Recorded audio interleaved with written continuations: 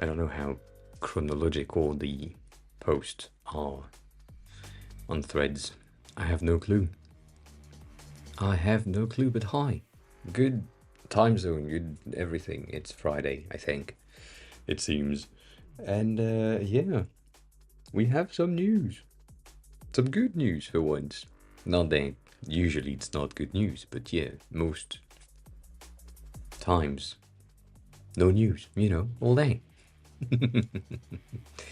We have things that are broken, which makes sense as always, and we have things that works, and we have some updates on the app as things must be.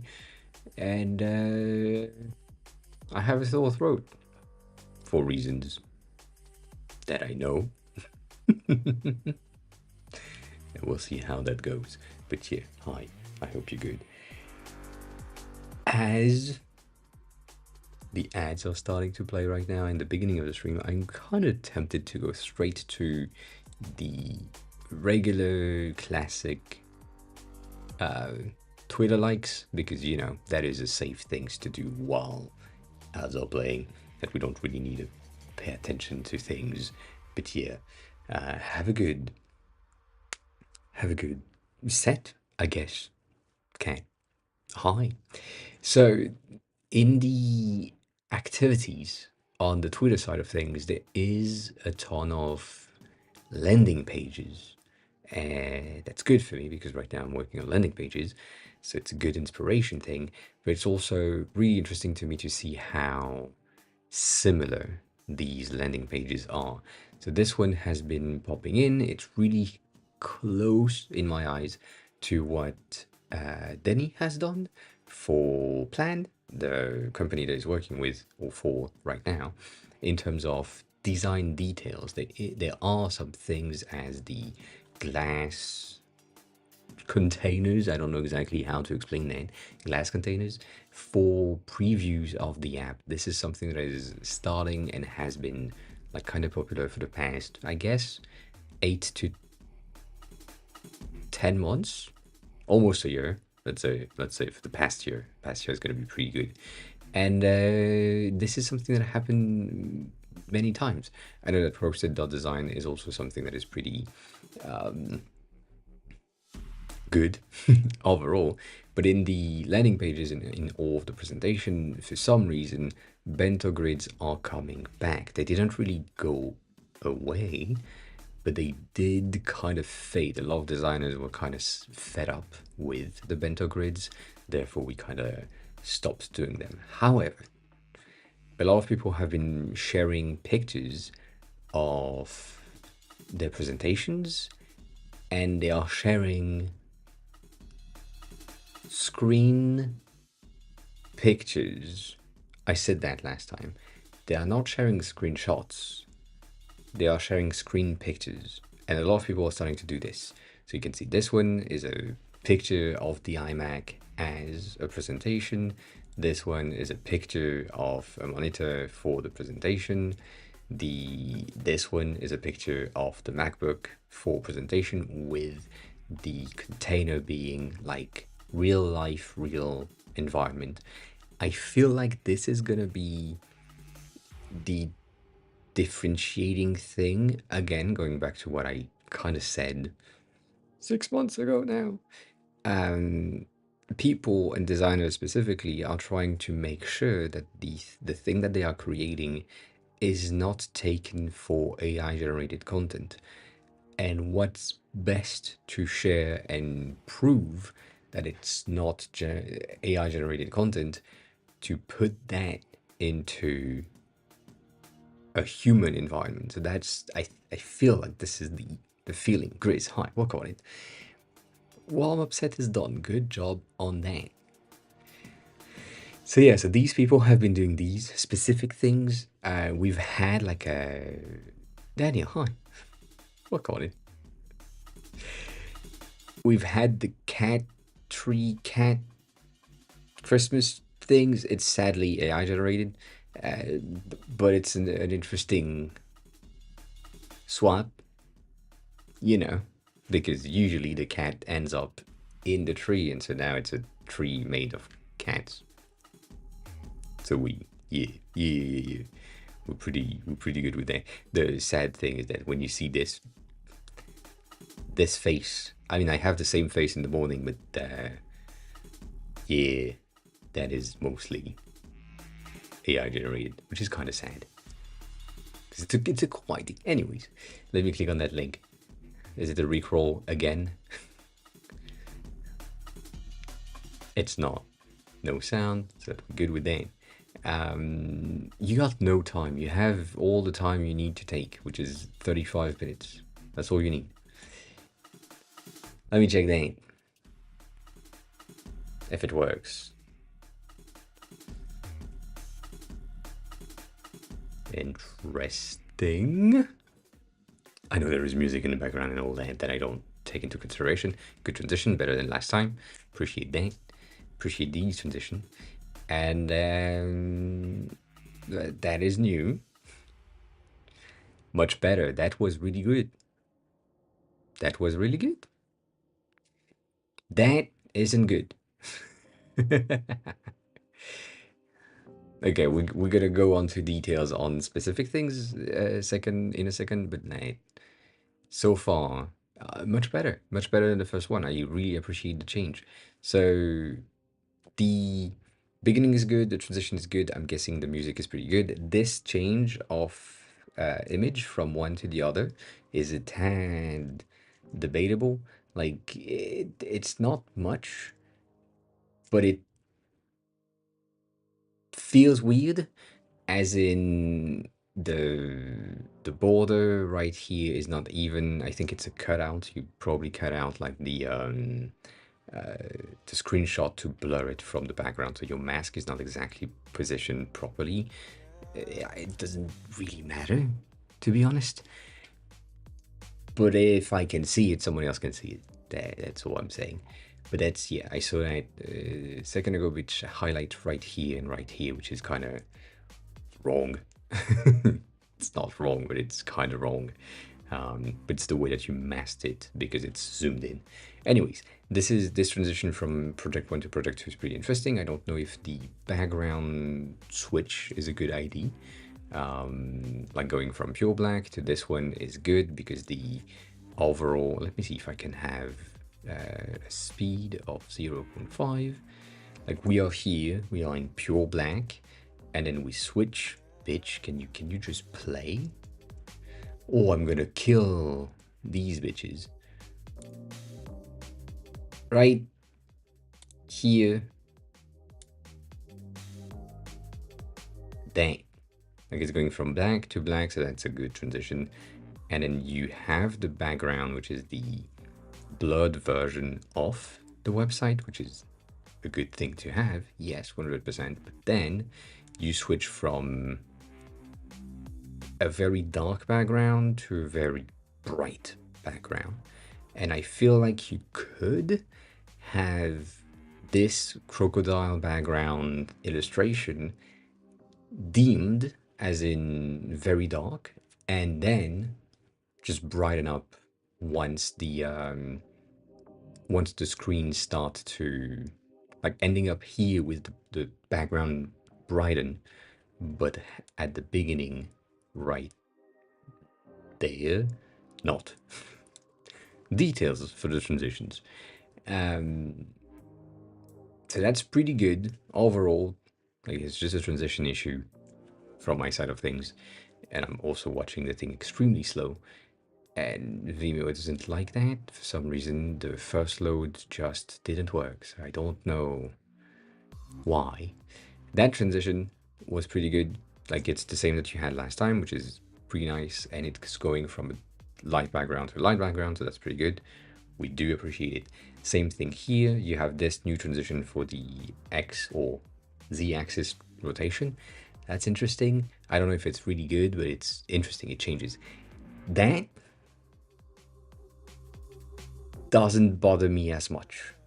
So this one goes straight from pure white to kind of pure black background transition.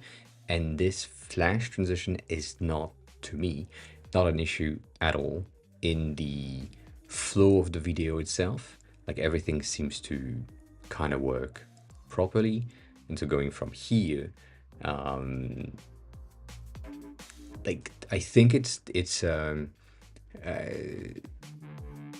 I think it's more of a movement thing, as in kinda, but yes, it's mostly the transition, as in you are having this element slide in and zooming in, and it changed to the same exact movement, whereas here you go from like the opposite movement, but because the elements are not the same size. It's kind of weird. I don't know exactly how to explain that, but it didn't bother me as much in the first run. Anyways, details. That's pretty good. That website is pretty neat overall. The design, the details, and the elements of the out of focus thing. What I don't like is this. This is bad. This is really bad. The whole Migako section is really bad for one simple reason.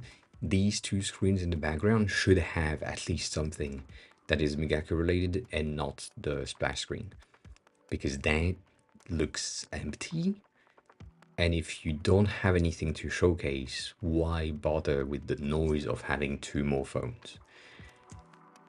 The rest of the presentation, like, why not? I'm not against it, but it is just the onboarding flow. So it is debatable if it's necessary or not necessary to have that as a presentation. I know it's a showcase project type of thing, but you know, details. Anyways, that transition didn't bother me either. I kind of like the idea of this project. Like, it's really simple. It's just visual stuff, and then you just go back into your logo animation at the end. So all of that, pretty good. The one that bothers me the most is this one, just because it's empty, and the rest is pretty good. There is this transition here that is debatable, but it works. The other ones just flow through, so that's really interesting to me. And yeah, it does the job, yes, except this. It does a job as showcasing some of the things that you can do, yes. Though it showcases only the thing that you can visually do, and I don't really know if you did the motion design. I don't really know if you did the animation in the apps. I don't really know much, right? I'm just receiving this. It's a very short video. It's less than a minute, so that's pretty good. And it it doesn't give me much information about the type of work that you have done.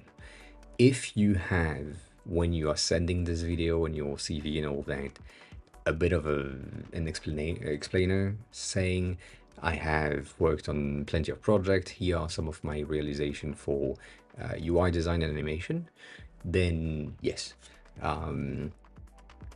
Yeah, but you can be advertised as a product designer and doing mostly motion design. Like, that's an option, which is not bad, but it's not true.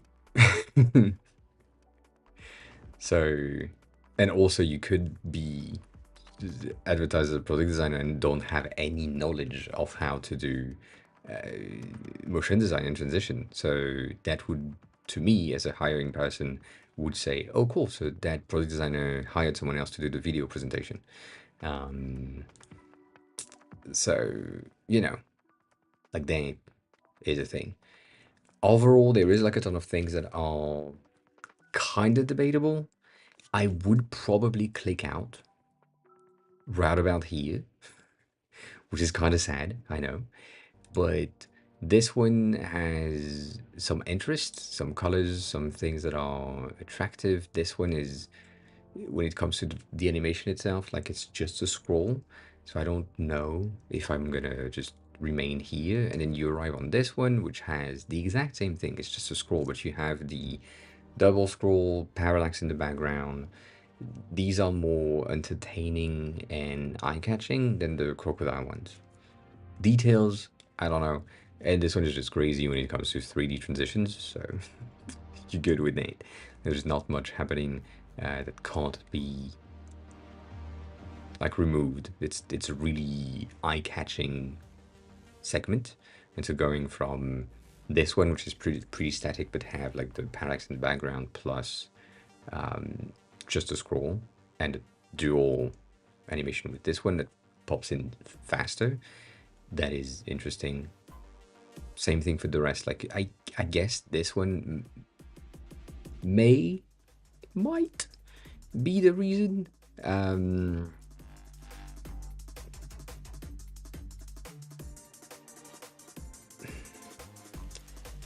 Like this doesn't bother me. This does bother me. This doesn't bother me at all. This is pretty good. This has a very clean aesthetic for a landing page, which I like. This bothers me because it's empty, and then this is just cute looking. So I could say to either find something that is a bit more entertaining / attractive on this section, more movement, more transitions, not just a static image in the center to just scroll, or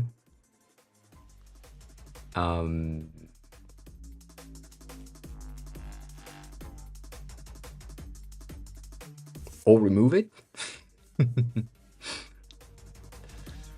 I don't know. Flora, hi. Welcome on in. How are you? How have you been? How's your day going? Yeah. I don't know if it could, if it's gay. I don't know. Mostly good, bad, good transition, good project, good-ish, and then interesting visuals. But that's about it. What I'm seeing, what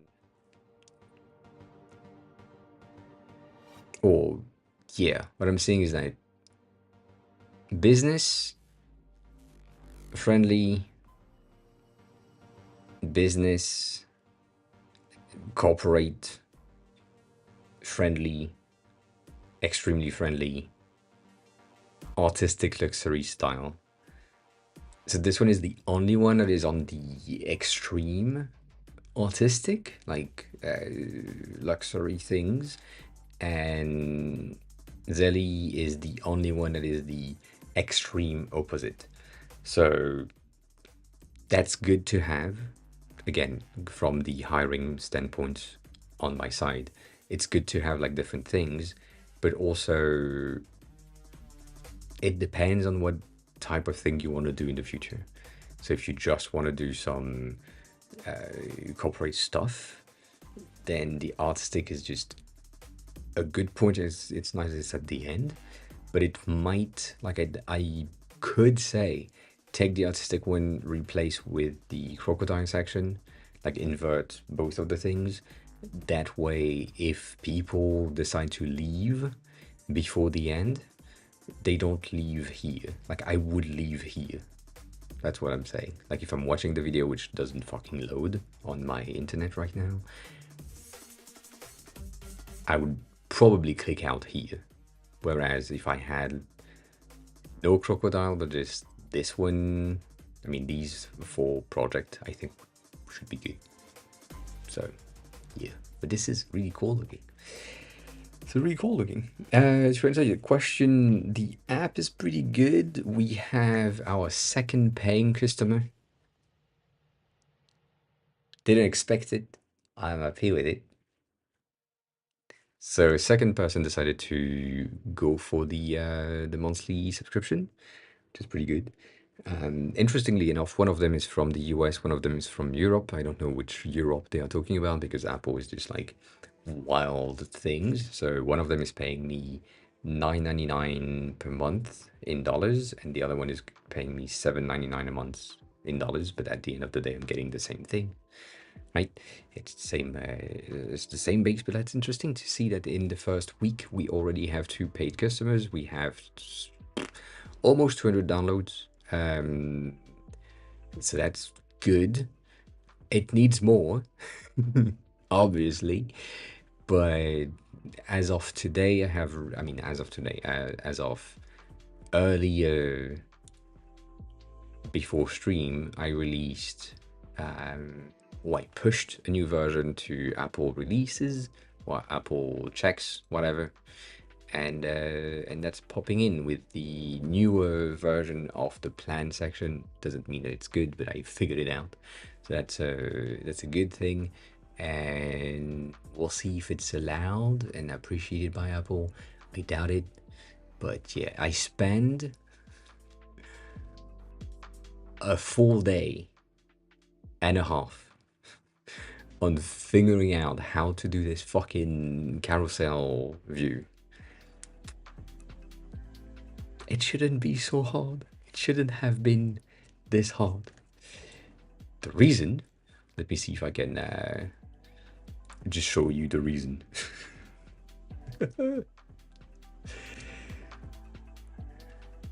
Reason was a specific thing, obviously.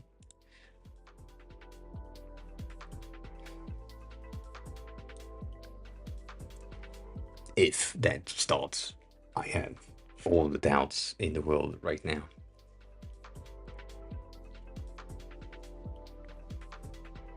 So if I'm on the preview, it's fine. It's not the best, but it's fine. And you have like a bit too much space underneath. I wanted to have it centered. I can't figure that out. That's fine. It's gonna be okay. But that's what you get, right? You get this. You're good. You have your selections. Everything works. We happy. All that. It works in both modes, in light mode and dark mode. In light mode, it has a better separation with the background compared to dark mode, but that's small details. I don't really care about that right now, but it's working, right? That's all that matters. And we have a bit more space at the bottom, but it's not that much. And because I'm planning on having more features, it makes sense. Cool. The problem was this one.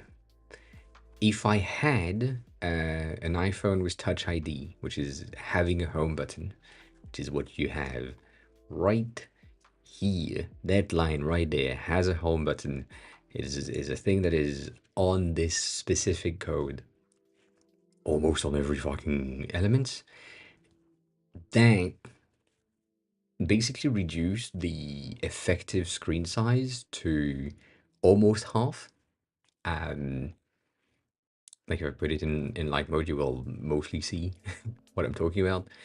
It's taking us so little space. So I had to ensure that all of the spacing at the top, the spacing in between the features or included features and the pricing, and the spacing in between the header and the cards themselves were like changed, and all of that took a while. And then for some reason,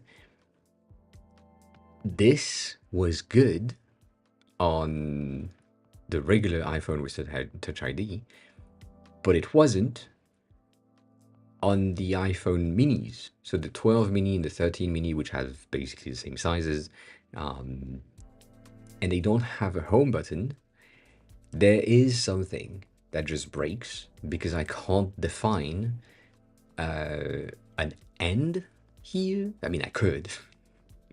Or an or, like or mini.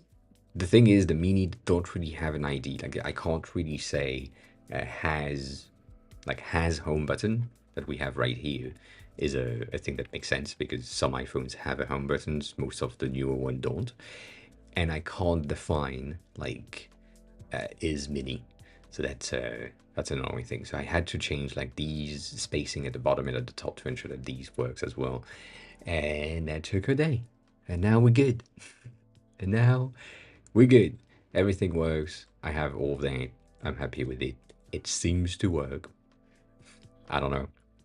We'll see. But yeah, like I'm seeing here the spacing that we have in between the dismiss button and the notch could be reduced by like half. But it can't really be reduced by like half if I'm on the 16 Pro because it's already close, kind of, for the iPhone ecosystem type of thing. So, yeah, I don't know. I feel like the app in light mode needs a lot more love than what it has received so far. Uh, I know I shouldn't, but I feel like it needs to get something that makes it good. I kind of talked about it at some point with the me kind of not experiencing, like taking a look at the other apps that I have. Like this one, as soon as I'm in light mode, in the gray mode, gray theme, we good. Everything works. Everything is pretty good. We have like the details, the highlights, all of the thing that needs to be visible are good. But as soon as I move into like the blue theme or even the green theme, it's okay, but we're losing some readability, specifically on the characters. You might not even see that through the stream because of contrast ratio and all of that, so that's annoying. But when I'm looking at, for example, another app, I don't know, if I'm looking at Duolingo in the regular light theme, which is the initial theme for the app, it is so much more polished and so much more detailed. There is things that makes a lot of sense to me and that I do like a lot. Can't you see that? That's crazy. Um, like details specifically in the lessons environment, like most of this small details at the top, the small details on the response and all of that. That is pretty good in light mode compared to how I'm used to it in dark mode. Nonetheless, yeah, you got scammed because we're already on day mode. Mm-hmm. That is that's why. That is why. I don't think I've seen you or anyone redeem the check-in today, which is kind of sad. It should happen. I think I fixed it. I don't know. I don't know. I mean, for me, it worked. We'll see when Stonies comes in. Stony didn't work last time. Yeah, you work right now. Like that's a pretty good thing. I can't see the numbers. Like I need to see the numbers. Um, that's the ID. That's the main point. Anyways. Details. So the app itself in dark mode is much better. It has been designed for dark mode first, whereas most of the other apps have been designed for light mode first, which implies that my persona, which is myself, or designers that are learning Japanese, are gonna use the app in dark mode mostly. So that's a thing that I need to figure out and kind of ensure. I don't know exactly how to say that.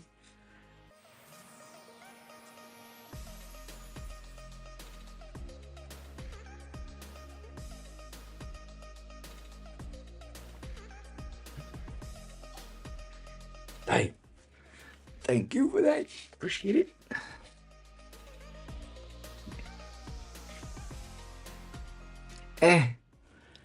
It's rusty. I feel like I haven't been doing a lot of pull-ups lately. I'm not telling you to make me do more, but you know, could. So yeah, so we have like new things that are coming in the next release, which is already 1.0.3. Like I had 1.0.1 first release, and then the next day 1.0.2 because I had to fix something, and that was on Tuesday. And now we have 1.0.3, which is on Friday. I don't know what is the how can I say that? Not best practice, but like how often you can push new versions on the App Store, because I might be pushing too much. Too many. I don't know. I had a bit of an issue also today for the plan selection. If you had a plan that was active, the quizzes were not resetting, and at the top you had still the infinite lives instead of having the single lives options. So that was a bit of a complicated thing to figure out, but I fixed it, which is good, right? All of that is what matters. Things are now fixed. But yeah, that's how the app is going. That is how the app is going, which is pretty good. I appreciate the updates, for sure. For sure. So yeah, Grizz, going back to this section of what we were talking about.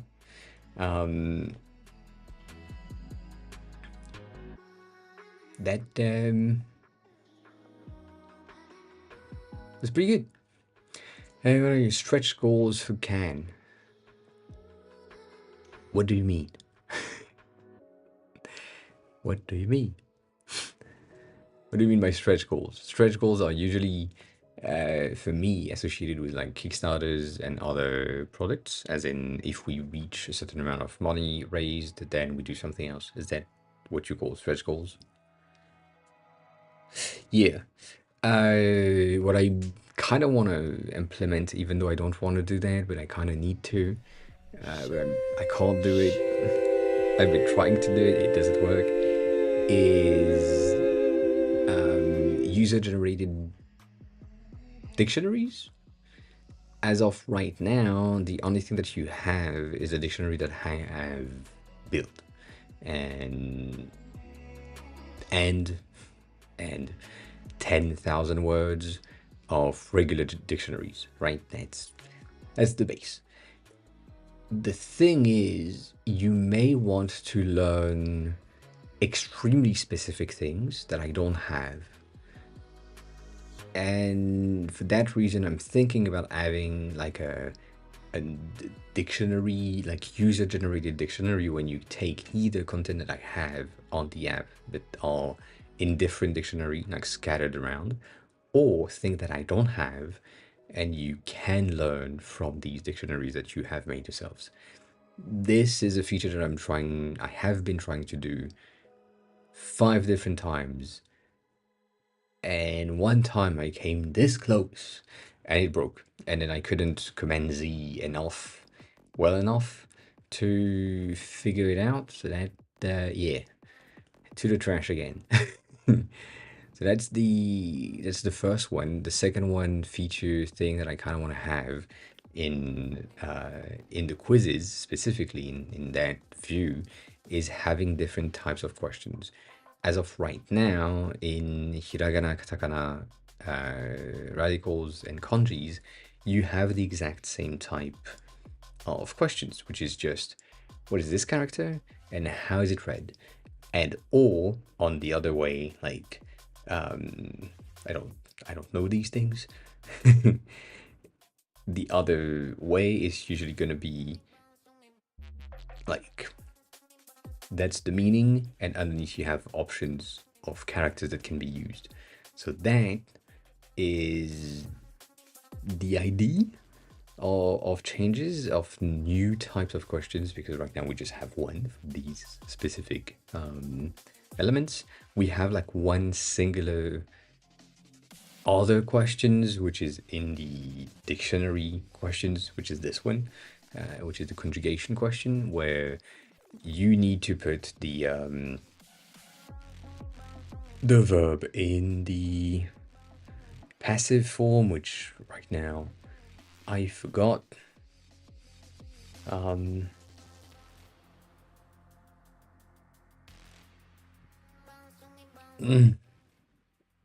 Nope. It's not the right one.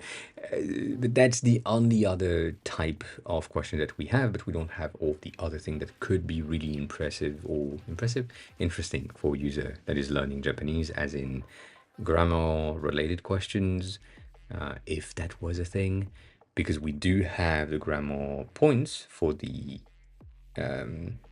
hiragana, saying that this character specifically is used as a direction marker. That could be a type of question that we can have in the learning quizzes for hiragana for sure, to ensure that people know, okay, that thing is specifically used for that, whatever. But yeah, the dictionary public for everybody or individual. It is not public, but it's not paid. Basically, when you start the app, when you start the app for the first time, you have the first two. You have the design dictionary and the 1000 dictionary. And these are the first two dictionary that are included in the app. 1000 is the first 1000 words, and design is just designer related things. So it's to, first of all, to cater to designers that are looking to learn Japanese. A lot of us are doing that, but also it's to share like the two kind of extreme, as in 1000 is a beginner dictionary and designer is a advanced slash master dictionary. So when you are in there, you can see things that contain so many different kanjis and think that may be like more dawning when you are looking at them. Like this bitch ass long ass word right there. Maybe that can be kind of complicated to grasp in the first place. So that's the idea. But you get these two for free in the beginning, if that's the question. The rest is, or most of the entries are coming from the GM dictionary, the Japanese multilingual dictionary, I think. That's the thing. Like that section right there, which, I mean, you don't really care, but that's the landing page right here, which they need a designer. They need to hire someone to do that page in a way that makes sense. But I get it. Anyways, so yeah, it is a publicly available dictionary in a way, but it's also like a privated way of presenting it on my side, if that's the question. Yeah, I guess. So you have access to it for free. Everything else, like every additional dictionary, so 2000, 3000, which is just 1000 word addition, and then the other very specific dictionaries, as in the business dictionary, the slang dictionary, the arts dictionary, the food dictionary, all that is paid. That way you can decide which one you want. Jerome, hi, welcome in. Good day. How are you? How was your stream today? How's everything? So that's the thing. I'm debating, obviously, and I've been working with the person that are trying to reinsert me into a job, which I kind of don't want to, but I don't have a choice. I need to get paid at some point. In what can be paid in the app and what could be like achieved and accessed, I was thinking of having basically no dictionary unlocked other than the 1000. So the design dictionary would be kind of locked, and then you have one of the master coin type of thing, like a token that is there to unlock a dictionary, so that you can unlock one of the dictionary for free.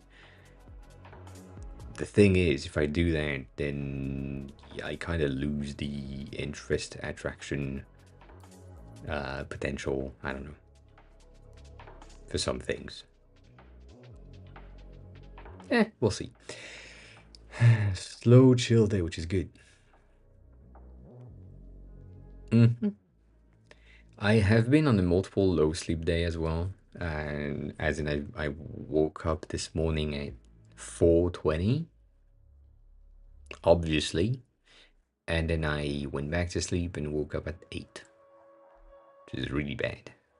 But yeah, it's been like a few days, same thing, where I couldn't really keep the sleeping.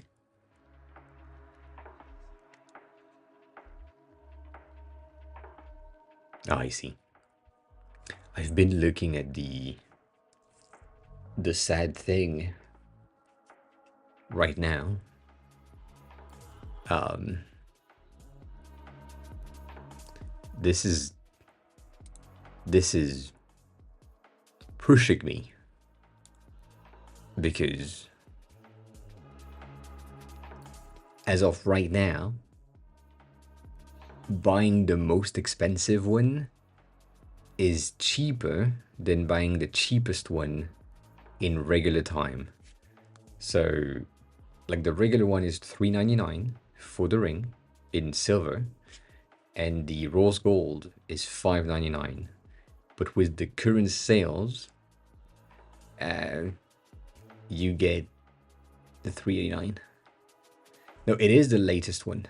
It's the Horizon, which is the latest. The Heritage is not the latest. So that's the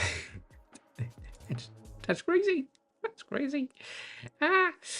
So yeah, I've been looking at this.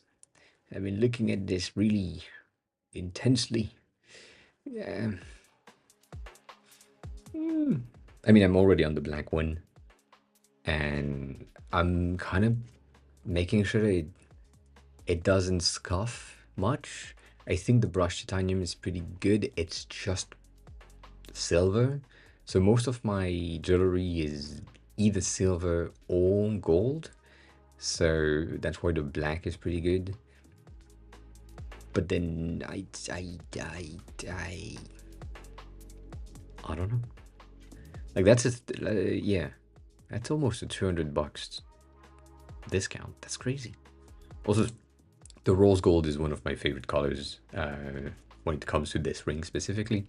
So yeah, it's not. So going back to what you said, it's not the latest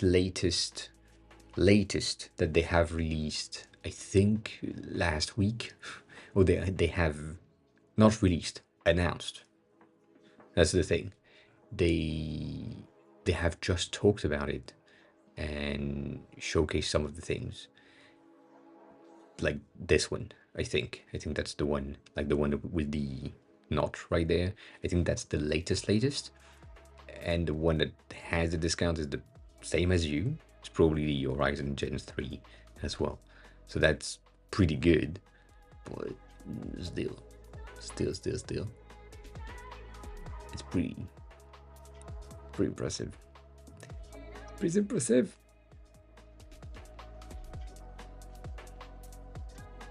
Yeah, I guess it's this one. This one is not on sale, for sure. But for anyone that is looking to get into the Aura ecosystem, I feel like pretty good.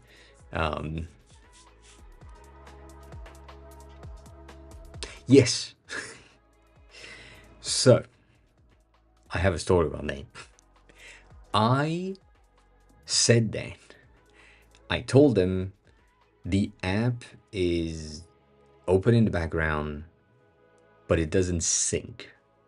And it should sync when I wake up, for example. It figured out that I woke up and I don't have to open the app, and I have the thing synced in the app if it's in background mode. And they said, yes, that is true. We are working on that. They released it 2.5 years ago. They released it. They sent me a message. They said, oh, we've put that in place. It should work now. You don't have to reopen the app every time. It should work. It did. It did work. And then they removed it, and I don't know why. It pissed me off because it was working. It was working. Because you need to have the app open at least once to ensure that you can connect the ring, which is good. But now it's just I don't understand why they can't sync while I'm not on the app looking at the screen. So yeah, that yeah makes no sense. Makes no sense. But yeah, I'm also looking at the obviously the Gen 3. It's a bit different than what I had in mind when they released the preview, like the images of the center things. But right now what I'm looking at is mostly like these the way that the scuffs, natural scuff of the titanium is roughly the way that scuffs in the inside are for me. Like they are perpendicular to the band itself. It's rarely on the side.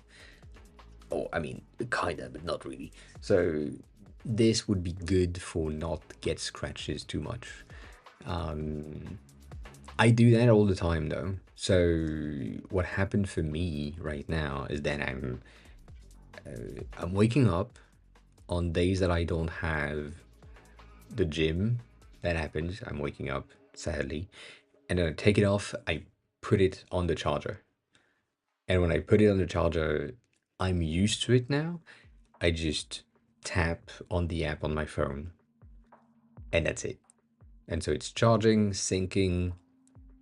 I'm gonna take a shit, go pee, take a shower, do whatever the fuck I need to do, and I come back, it's synced. But yeah, it's just a habit. And since I've been having the Aura Ring since the first version, it's that I'm just used to it. Like I'm really used to it. Yeah, I guess the how long have you had the 3? Like, has it been a year already, or is it like less than a year as of right now? Also, I guess even if it's a year, you're not there yet.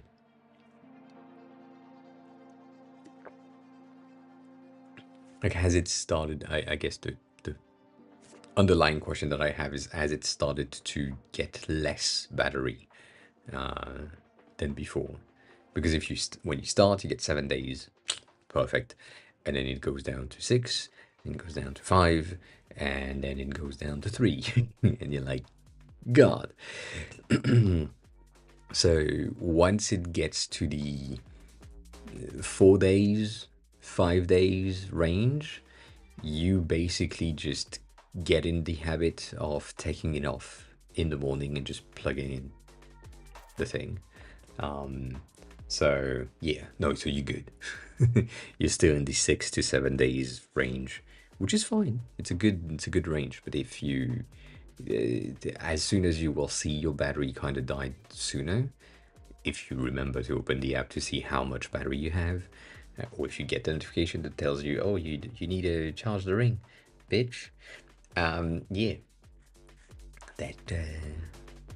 that will happen. But yeah, the charging is basically the habit for me, or has been the trigger for the habit of syncing.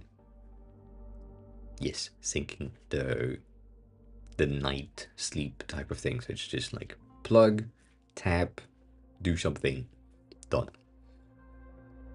It is that kind of that simple. Also, the charger is on my desk, so it's in front of me. It's the same thing as these. Like I take these in the morning, like these two things, and so at the end of the day, I'm placing it in front of me on the desk. So then when I'm waking up, it's in front of me, meaning that I haven't taken them, and then I put them on the side for the full day. Yeah. Yeah, it's a routine type of morning type of thing, which is fine. I'm also getting like taking one of the energy drink as well, so I'm swallowing much. You forgot to wake up. There is a W in the beginning. Um, but yes,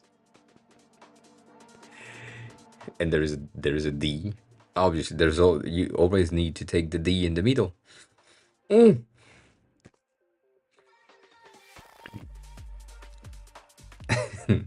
So then yeah. But I do like the new version. I do think that I think it might be the ultra, not this one, not this one. Is it the ultra human ring thing design? Because this is just a blatant copy of the UR ring for me. Really sad about it. It's not this one. It's really interesting. I have a memory of a different design for the newer rings. So, yeah. Eh.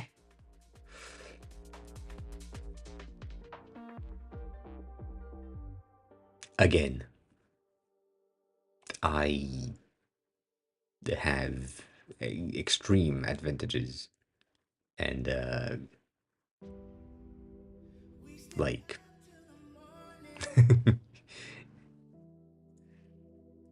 when I'm buying a ring here, for example, if I were to, or if I just came back to that, I do not need the subscription.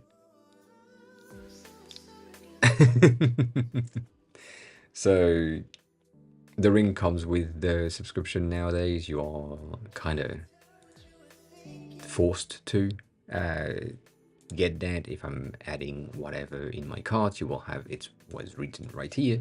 You have this first month of membership is on us, and then you need to pay $6 per month. I do not that. Estonia, hi, welcome on in. We haven't seen Larkham in 3 streams. So either he's lurking and not saying a word, or lost his streak. I don't know. May have. But hi, Stony. Welcome in. So yeah, so this thing is free for me, which is one of the very, very good thing I have. Also, one of the reasons why I'm still on these instead of any other brands. Because I have the lifetime subscription offer, like, kind of gifted to me because I have been here since the first ring, and I have bought the first, the second, the third, and now I'm about to buy the fourth one. So it is like a bit of a thank you for believing in us. I hope they never cancel that, but we never know. If they do, it will change. But yeah, nonetheless, as soon as you get into the 4 days, 5 days range of battery, you will end up with the habit of basically plugging it in the morning. So that is gonna happen pretty fast. It's gonna be pretty simple. I am now thinking about this. Yes. Yes.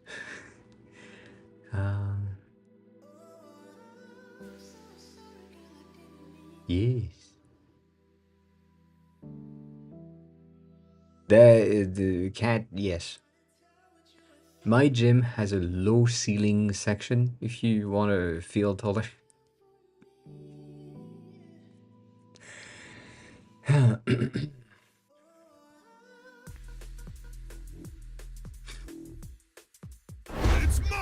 Good job. That seems like a lot of ducks that sadly are not popping up on my screen, on this screen.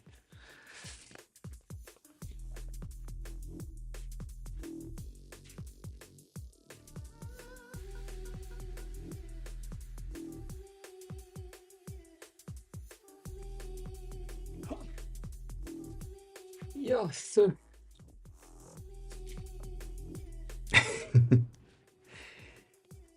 In the, I don't know if you hear me during your sets. I doubt it. Can't.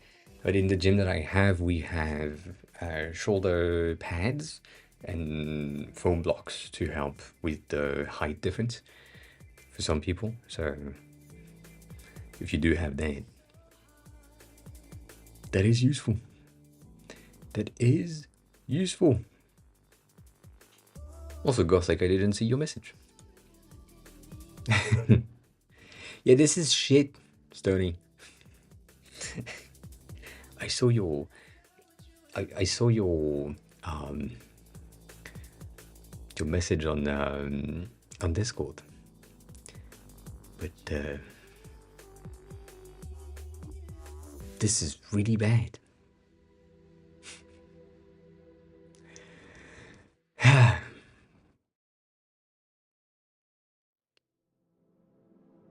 And I know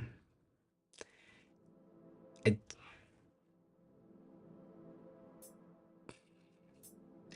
There's that, first of all, but most importantly, I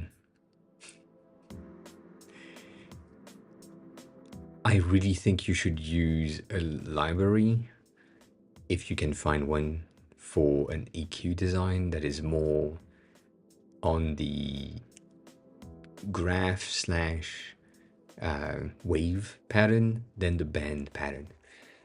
Band EQ are okay, but they are not the best when it comes to fine-tuning for audio and for the people that are going to use the EQ in the first place. They are the people that are caring about the fine-tuning, therefore they kind of need something a bit more specific.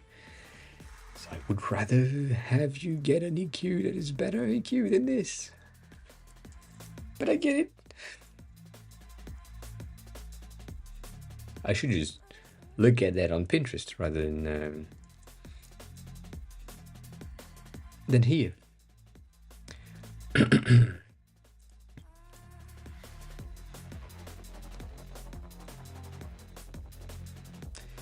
Like, these are the current state of EQs, and I know, way more complex to put in place, and that's why I'm saying like it would be way better for you to have like a library that does this rather than anything else. But this is the type of design that people are kind of expecting nowadays when it comes to EQs. The regular band's EQ is just like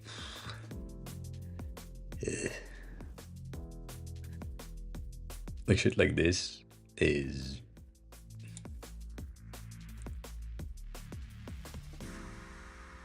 specifically that section kind of past. It is better than not having one. I agree. But it is dated. It's highly dated.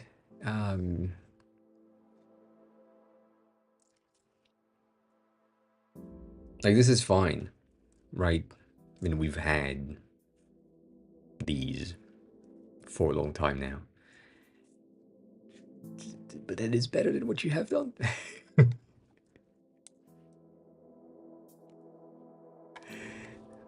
For many reasons, right? First reason, you just have the max, min, midpoint. So when you're looking at this one, you have the max, mid, min points. That's it. And you have the values, and you don't have all of the steps in the middle. You just know that it's going from 0 to plus 12 or minus 12. That's it. So that's the first kind of point to not look crowded, to make it easier. The second thing is to go back to what Jerome said.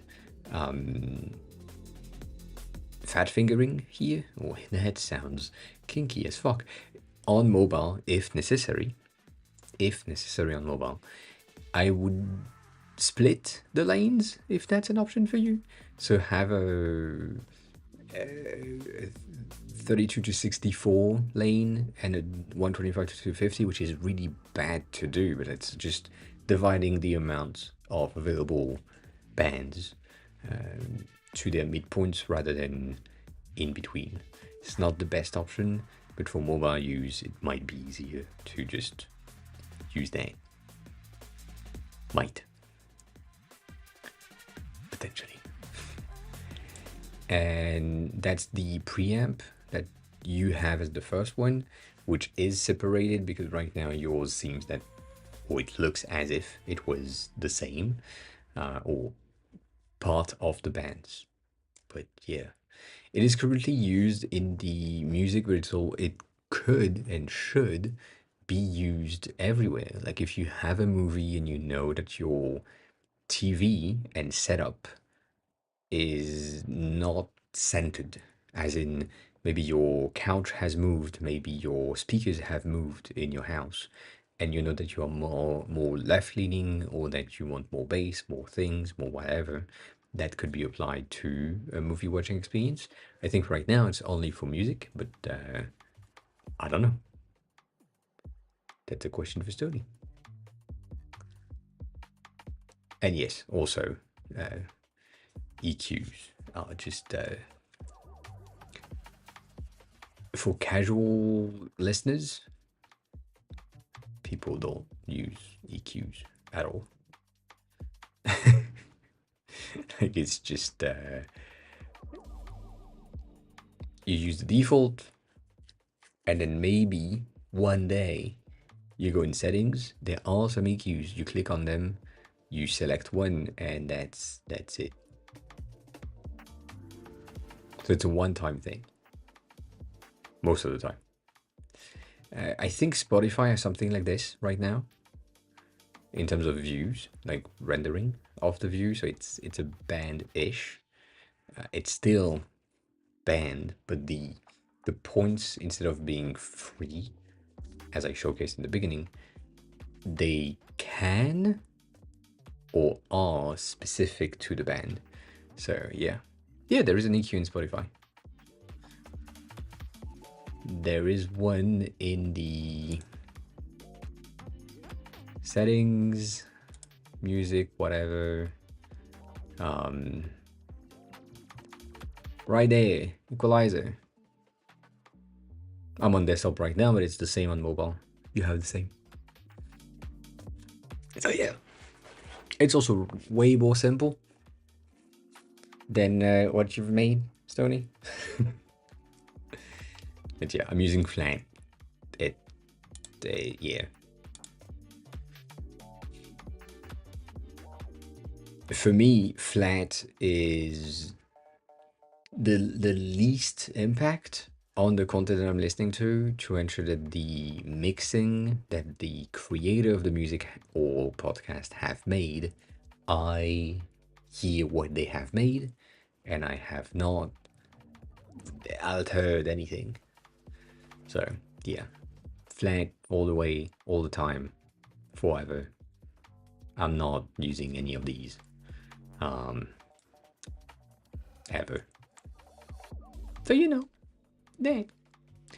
Nonetheless, the Spotify EQ is going to be better than what you have sent me. So I would say, if you can, less bands. Like you get one in the middle right there, like a 48 kind of thing. Then all of that.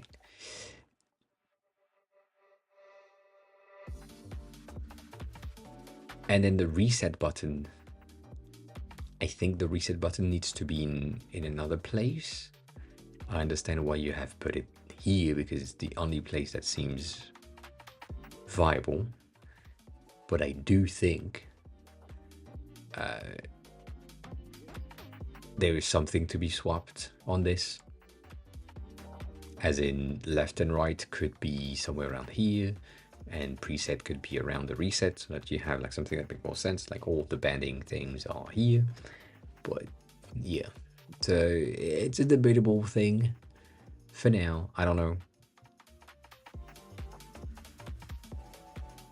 I would do less bands. That's the main point that I have.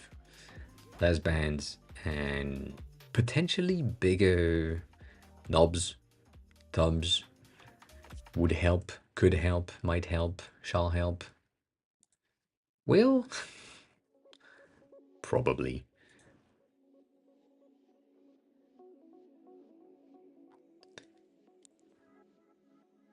You know, bigger thumb and top, bottom, nothing in the center. And probably for you, like less things.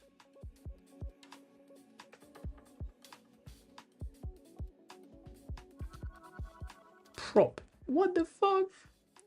Probably.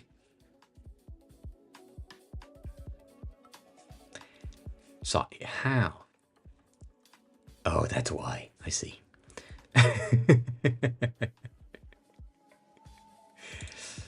But yeah, that's I think that the faders ish needs to be a bit more thick to make them make sense and more usable, and a bit more wide per track or per band to ensure that you have something that makes sense or that is easier to use. So yeah, the Spotify one, if I'm going on my phone, I don't really use it on my phone, to be honest. That's not a thing that I use.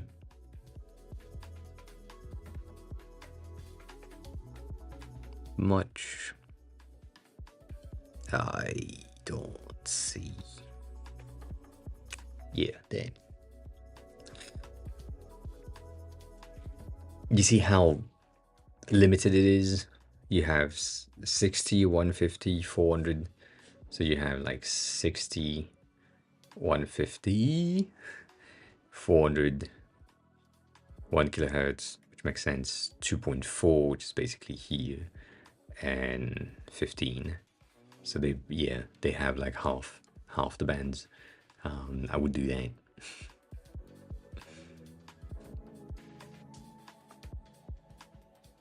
Not half, but you get the idea.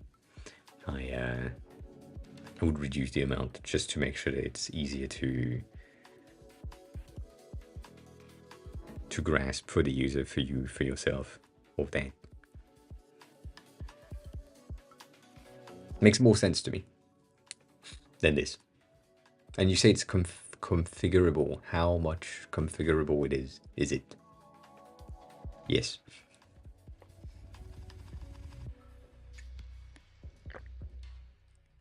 What's the configurability here? What can you do?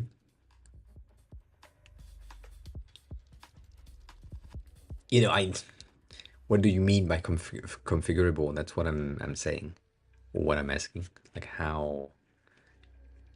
What is the configuration that you want to have? Don't want to have?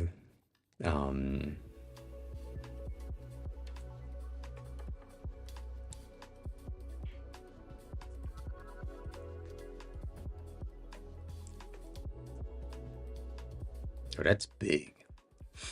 I guess this is double the size based on your screenshots and your screen density. So I'm gonna do a 0.5 and hope for the best.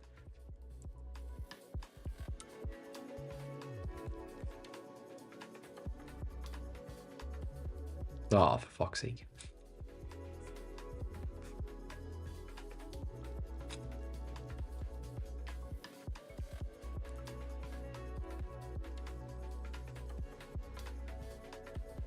Huh? Okay, let's see. So we have one of these, one of these.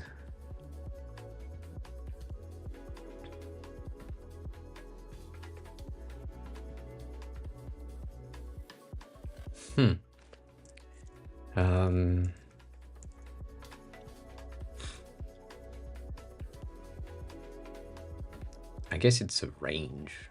that you're using, kinda.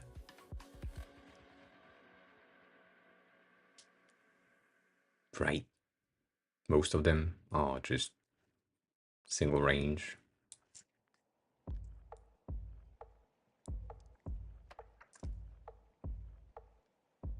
I guess.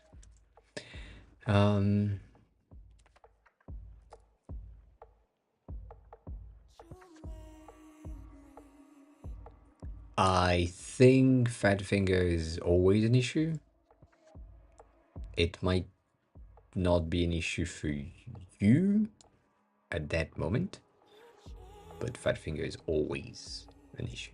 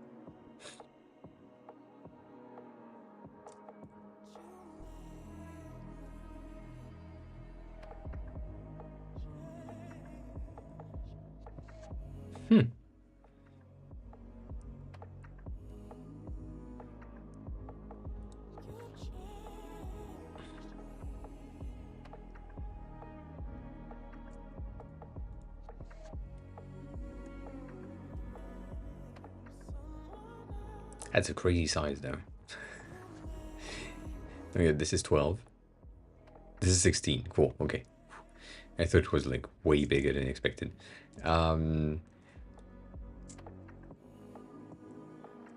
Overall, these thumbs are going to be easier for most people. And I guess you could conditionally have something that says if desktop, then it's this, which is fine.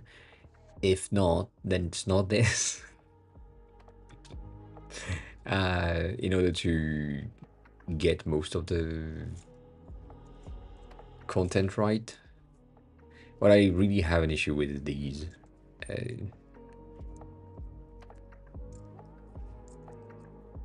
Like either I have, which is probably the case, either I have this wrong, which is it should be like a 1.2 zoom in kind of thing to get like the right amount at 12, maybe.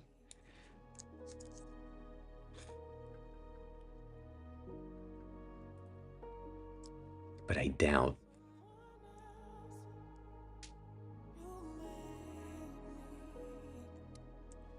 I doubt that this is 12.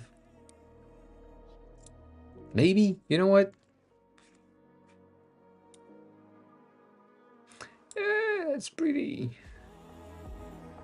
This feels wide.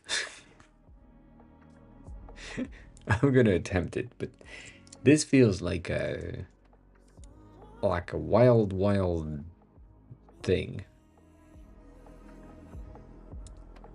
for me in terms of size. Specifically, if you have it in a way that just match. It's weird. Anyways, so if that's my 3, and then you have your 2 and 1, cool. The first thing I would do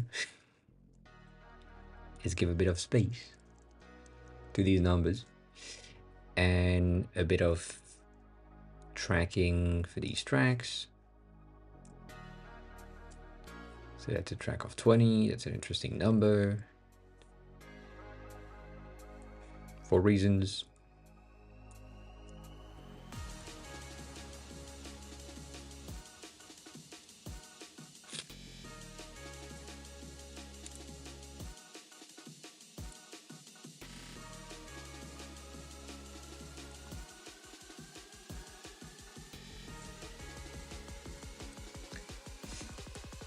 Yeah, I don't know about that.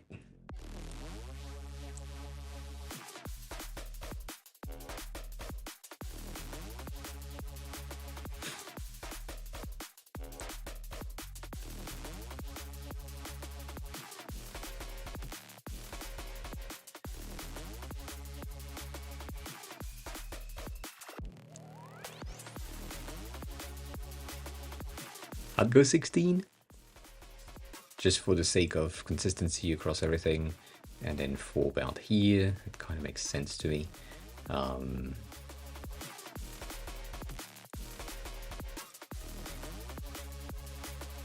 Maybe, yeah.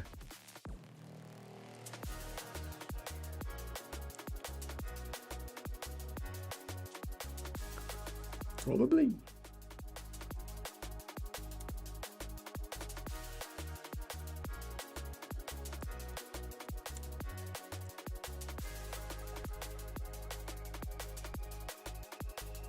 I see.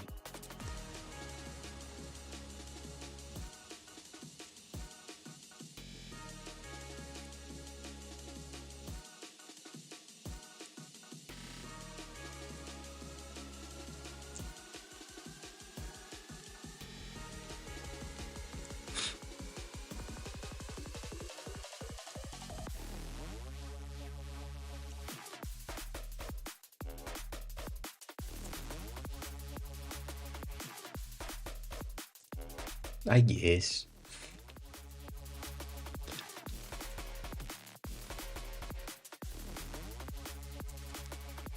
I guess that works. The goal here is just to have something that is kind of roughly flexible. Roughly.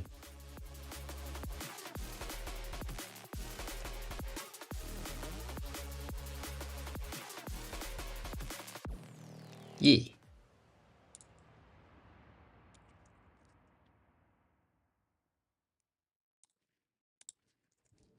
E.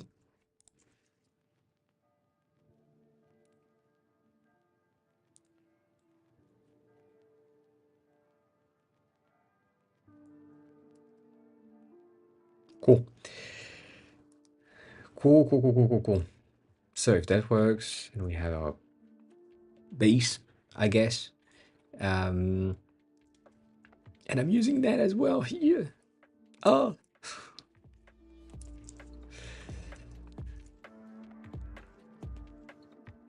That's gonna be bad. -8. Yeah, that's what's gonna happen. Cool. I knew that.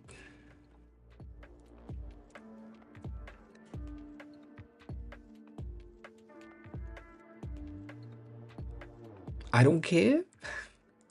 But EQs are usually 12, 12, 12. And right now you're at 8. So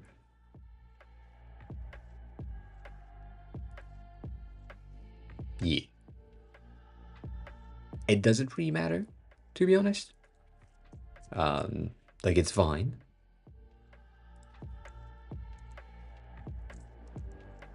But just so you know, -12 dB is usually like enough to be low but not mute something. So yeah.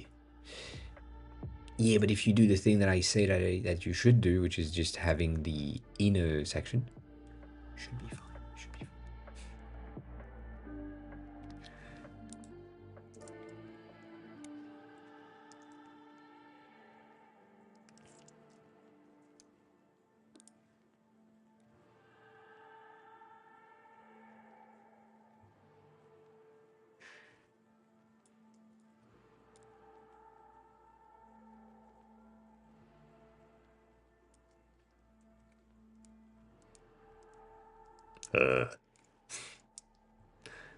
That's a bit much for me.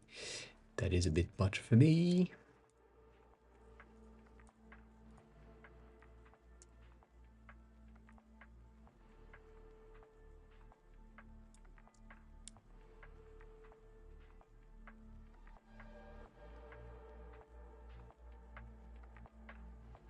I really like to have like my preamp to be separated, like really separated from the bands. That just makes more sense to ensure that people understand, okay, so this is the preamp, this is the bands, so that's my EQ, that's my bass, and that's better for me.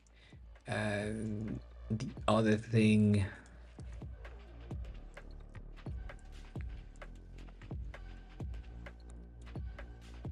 here, I think I'm gonna go with that.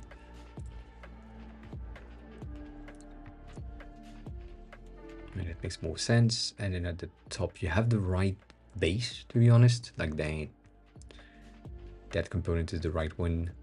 That one is okay.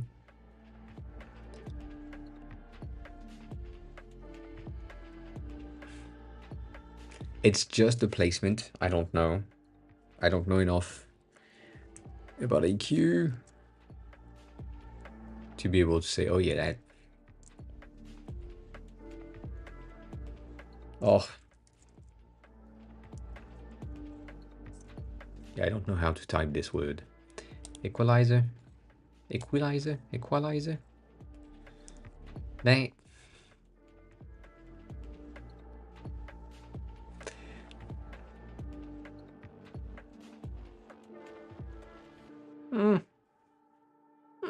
Yeah.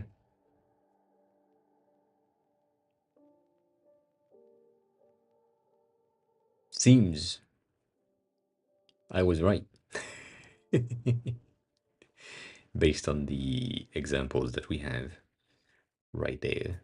Oh, this is cute as fuck. Oh, this is an interesting take. Okay. You don't know which one I'm looking at. It doesn't work for us though. But this was an interesting take. I guess. Yes. So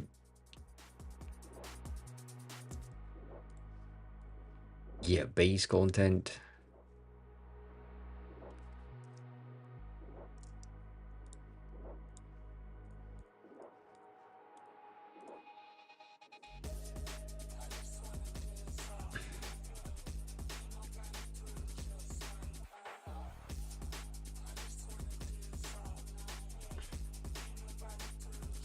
Let's do that, right? Let's attempt. So let's do 56 in the spacing for these, and then for these ones I'm going to do 16. That we have something that makes sense in terms of ratio for everything. And then there, the left right seems to be either underneath most of the time or not there. So I'm gonna put it underneath. I think that having it on top is kind of interesting. Not bad, but just interesting. We need to select at the top to select the presets. And that preset is going to be here. Question for you, is the equalizer resetting it to flat and resetting everything? Or is it resetting the preset to the initial preset, which would be flat? I'm guessing it's the same.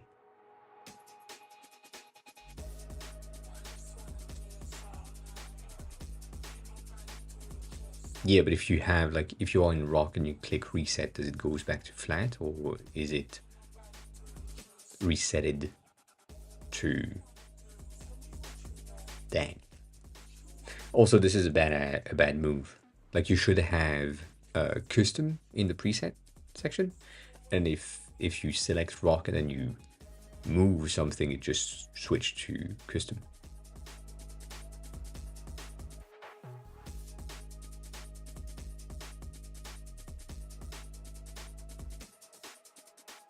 The reset is basically like resetting whatever to flat. Cool.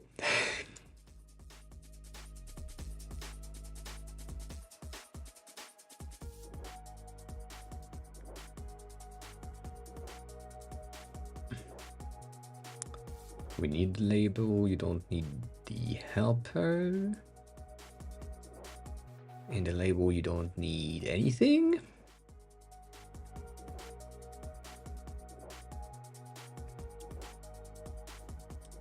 Yeah. And then the take. Oh. Maybe.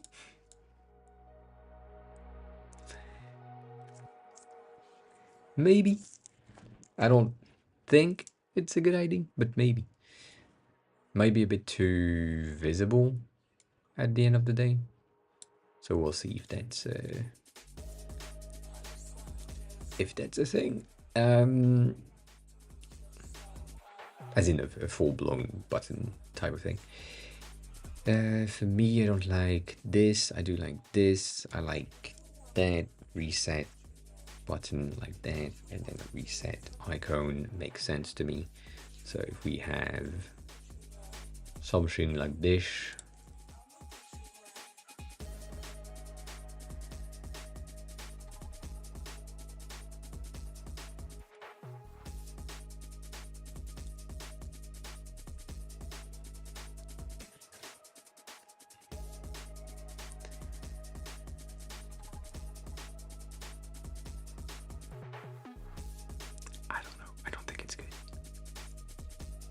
I don't think that works.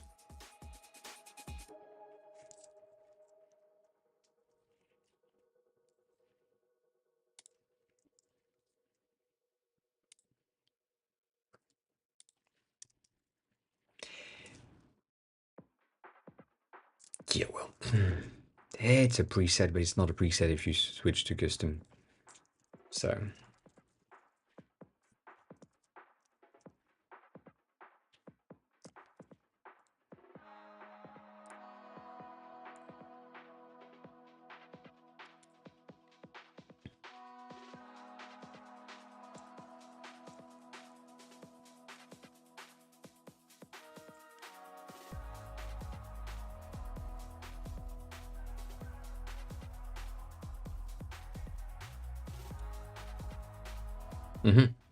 oh, by the way, oh, not really by the way, but that's an interesting thing you can dunk on SwiftUI today. For some reason, that I don't know, and I haven't understood just yet. If I have a rectangle and I apply a border to that rectangle, and then I apply a corner radius, it doesn't apply to the border. It cropped the rectangle, but the corner radius doesn't go through. It's really weird. I don't really understand why. Mama, then hi, welcome on in. Good day. I should really do that. I should really do the exclamation mark check-in is the welcome me. Yeah, would be better to have that written in the redeem itself. Anyways, how was your day? How's your day going? Let's add a range. Add range, and that range is gonna be a single range. Maybe. Probably.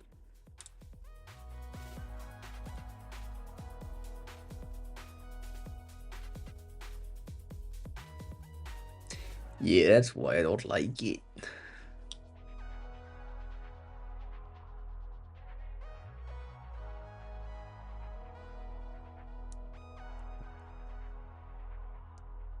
Nothing is aligned. That's why it doesn't work with my brain.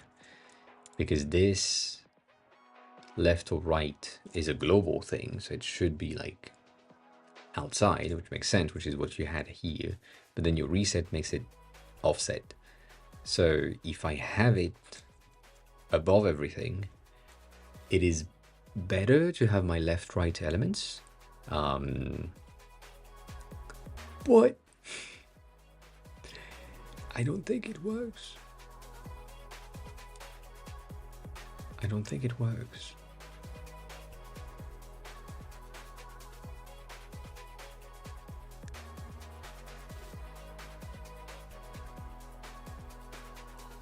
Also, it's not supposed to be a progress bar. It is a range, that's for sure. I'm just like unsure about the type that we have available.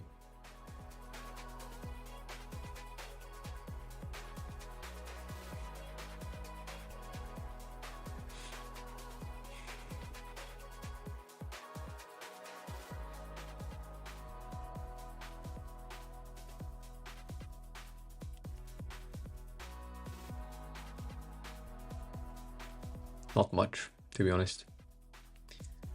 Not much.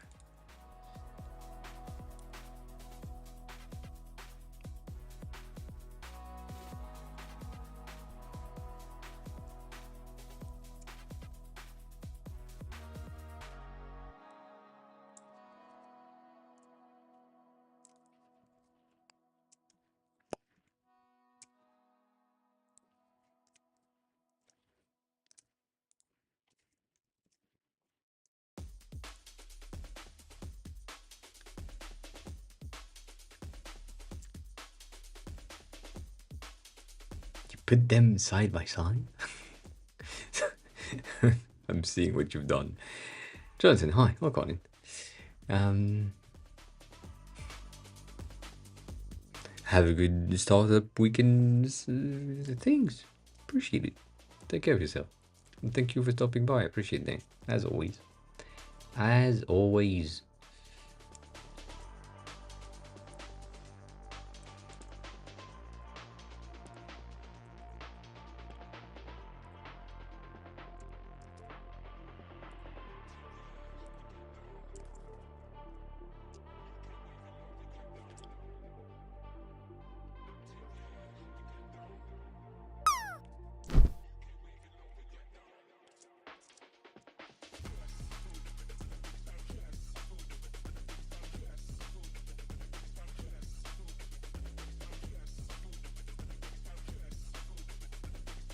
It feels weird to me.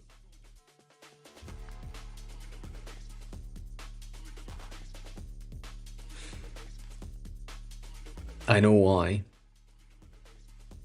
I don't want to give you the... I don't want to give you the right things, visually speaking. Because this is more natural to me. Like these faders makes more sense.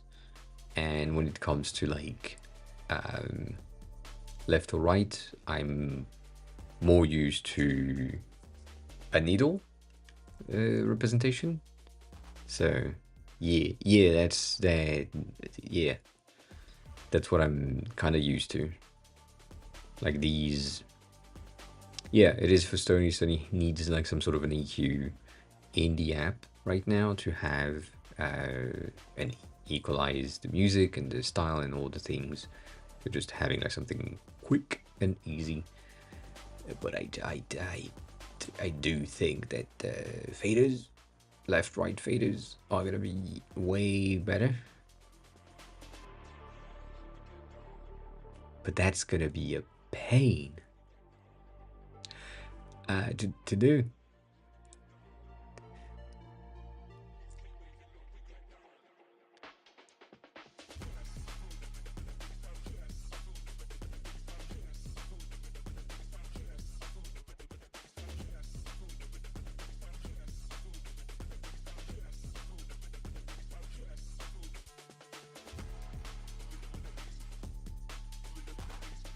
What pisses me off right now is that there is so much that we could do in order to have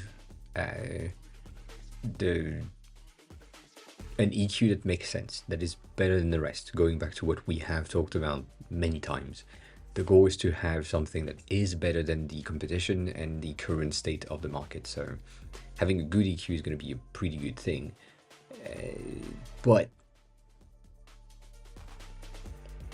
there are so many features for like audio related elements that I don't know if we want everything.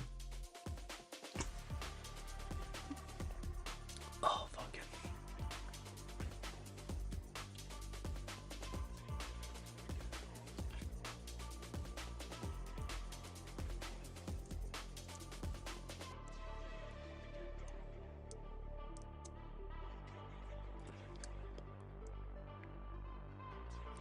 Right. Oh, these are weird ass buttons. That's interesting. Interesting. That's an interesting transition. Dang.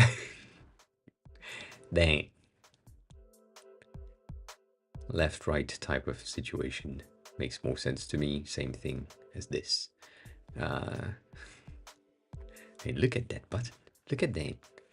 Look at all of the effects that were added. Right? So the top shadow, like that light at the top, is transferring from light color to pure black and then getting blurred. And then the bottom section has nothing, but then on hover, it highlights this part right there, which makes it stand out as if the piece of the background was cut out and had a bit of a bevel type of thing. So that's a small detail. What I don't like though is the fact that the grain in the background changed so much. It's not visible when you're not zoomed in, so that's good, but that is pretty impressive to put in place. I guess the shadow could be a bit better, but yeah. And if you're asking yourself, who the fuck are you to talk about that? Not that you ask, but you know. That's why. Even if I can zoom in on these. Yeah, call.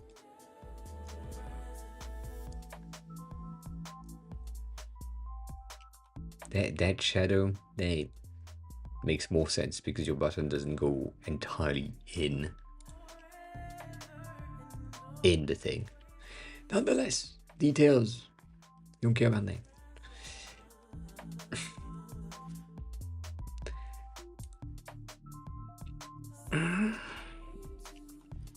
So the reason for the other things and why I'm looking at references here is because on and for most of the audio things, you will have stereo or mono choices 90% of the time. So if you are in left-right channel, which is right, this kind of switches, you will have the option to define which one is a more like emphasized. And if you are not, you are in mono, therefore you are in the center, and that's good. But having these two switch could be useful.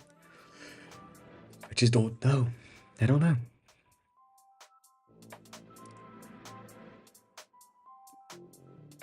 I don't know. And what I don't like here is the fact that the reset makes no sense to have here. And so if I put it at the bottom, having the preset under the equalizer itself makes sense to me.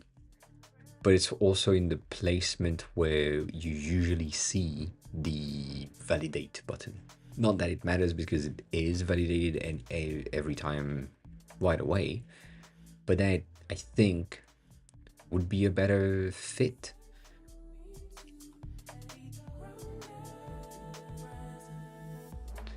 Yeah, and I have 2 bands less than you. Like you have 10 and I have 8. Debatable.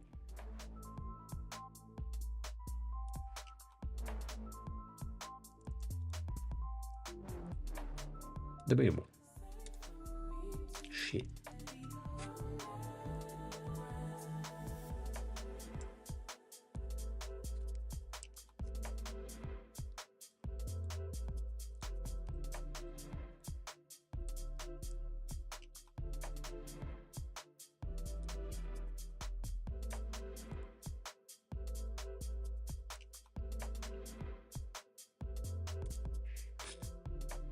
No.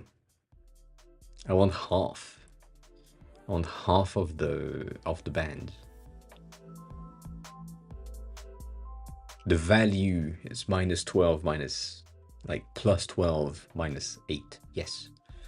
But the bands just want less. As much less as I can. Right now I have 8, yes.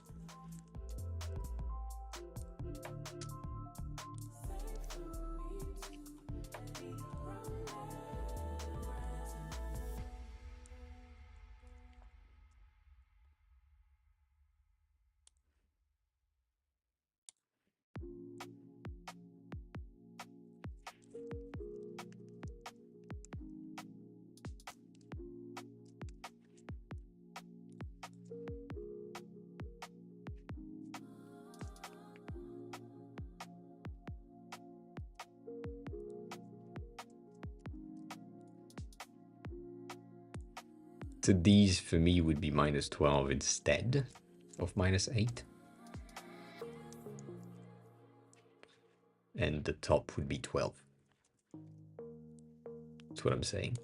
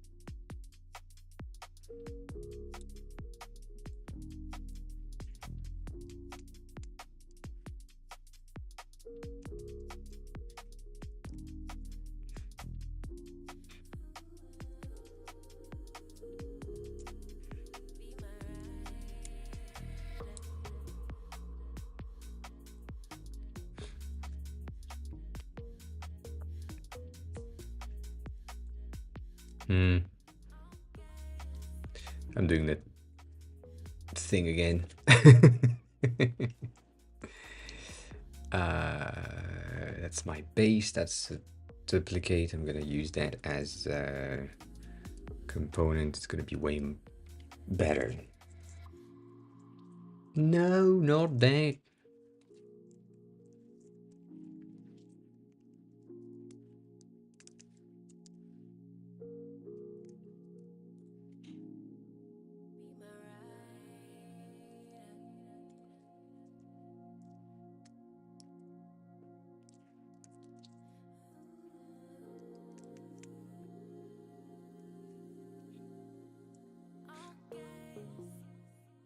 Cool.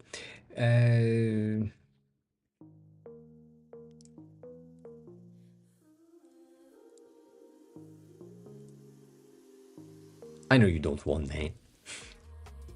Doing it anyways.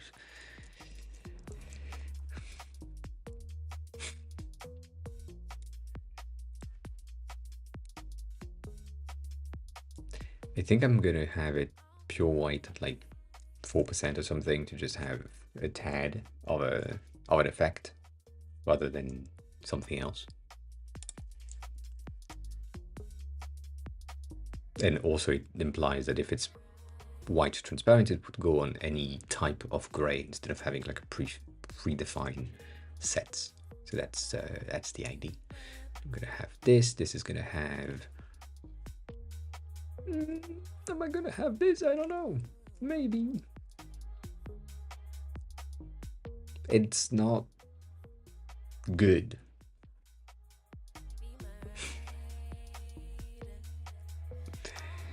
It isn't. It isn't good.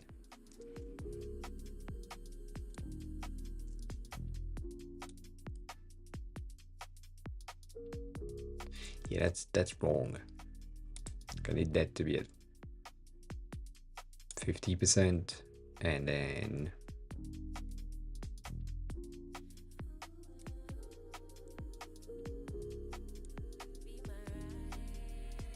do that.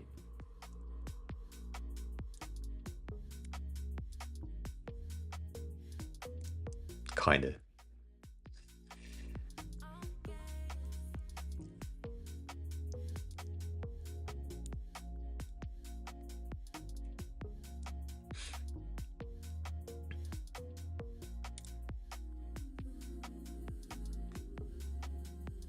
And then that linear gradient is going to need to be in overlay or something to just blend in and highlight the bottom a bit better. These effects are unnecessary. I just want to make that clear. They have no impact on anything, and I should just use these, but I'm having fun. That's all I'm doing. That is it.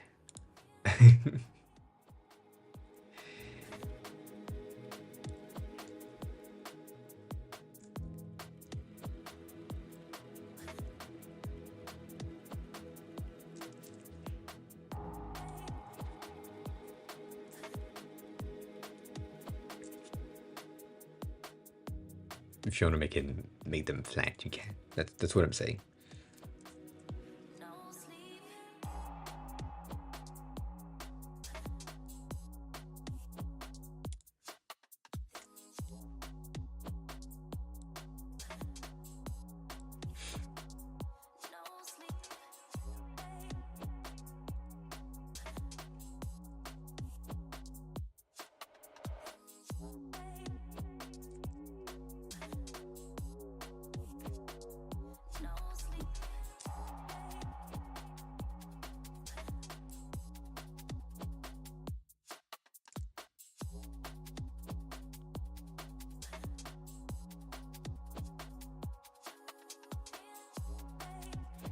I guess.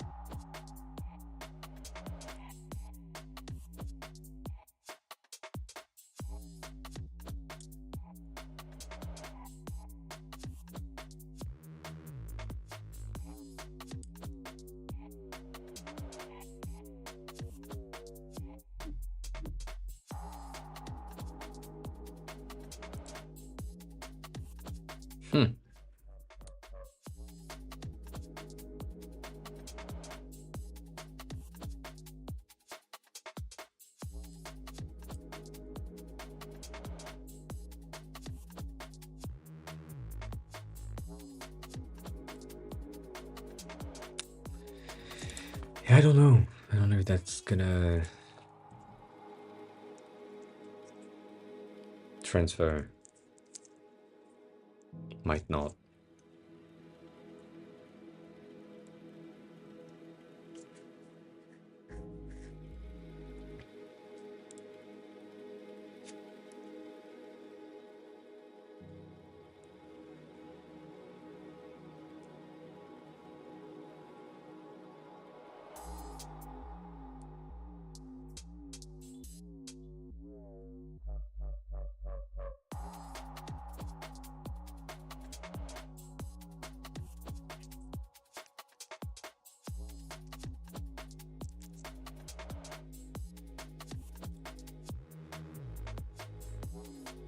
No, 12 is way, way too late. That's not what I wanted.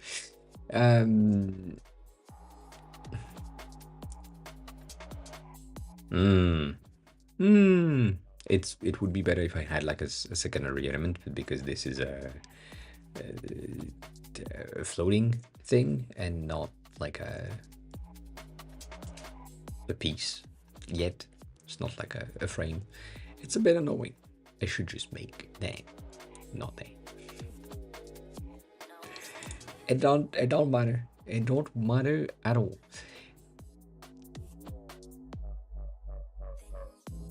Yeah.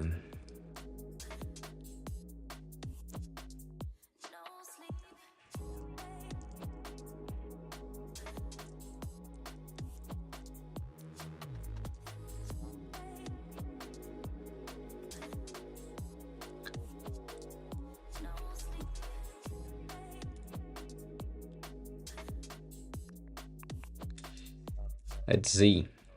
Did I make a mistake? Yes, 100%. Sorry. That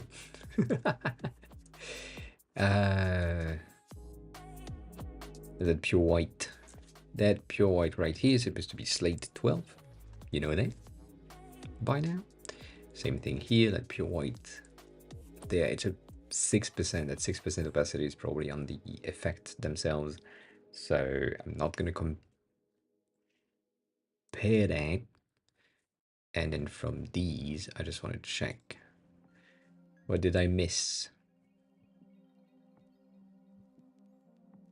Other than these. This is really strong. This is really strong. God damn. Okay. Change that to a more subtle E thing. I'm guessing like if I go into 4, so it's just a subtle highlighted elements that tells the user that it has a range on both sides could work.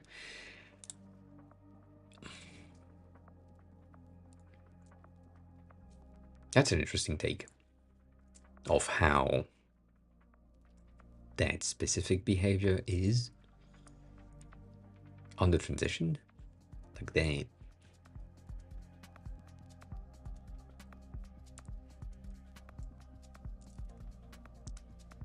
Probably just need to be clear, be much better. It doesn't really bother me.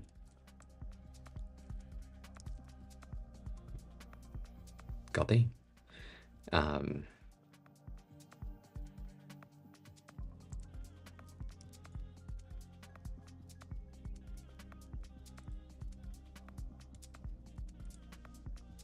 Yeah. I kind of like that. I like the fact that the handles stay the same color. They are less visible on light mode for some reason.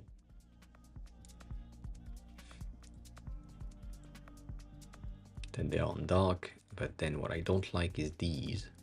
These background are not good enough. And that linear gradient is bad. So I'm gonna remove that. I really think they should be smaller. That's much better for me.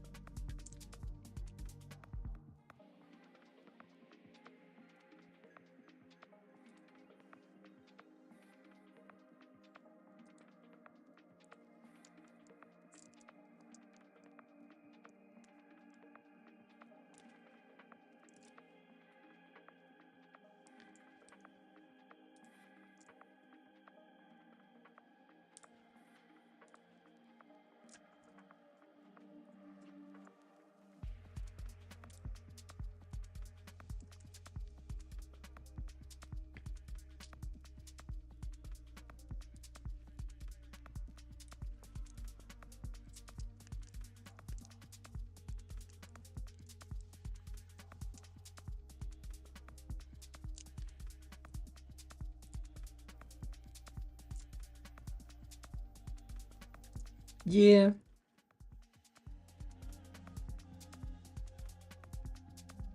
I kind of like that better.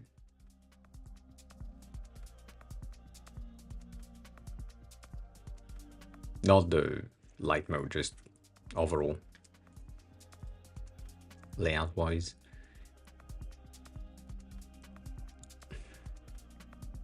Then these needs to go in slate. Slate something that we have like a background that makes sense on both sides, right?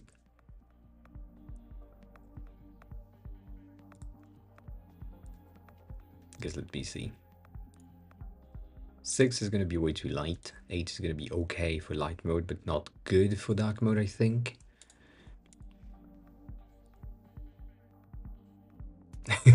They do.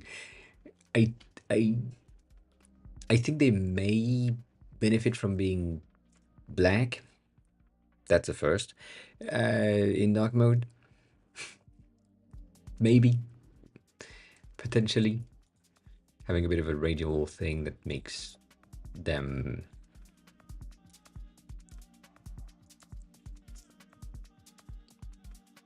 maybe not pure black, but you know.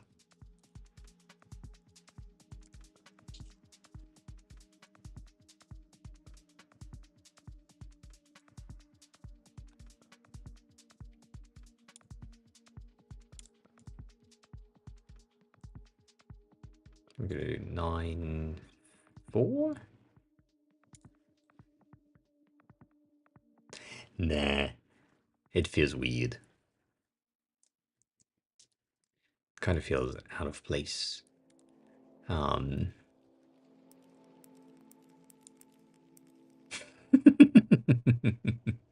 You think food is underrated?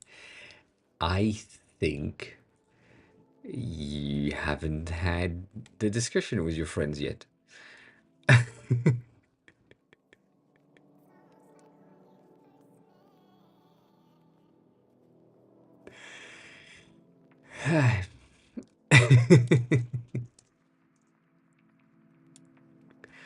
I know you don't know what I'm talking about right now, which is fine, but yeah.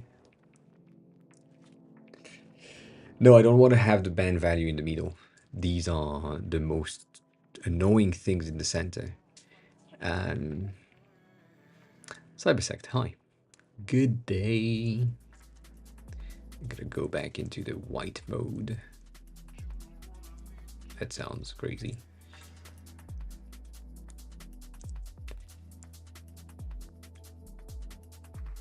Already? God damn, that's crazy.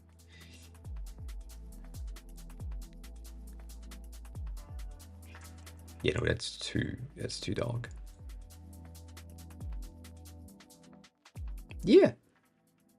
I mean, I always order 2 menus. Like today's lunch was 2 burgers, 2 fries, 2 sauces, 2 energy drinks. All day. Always 2. Always 2.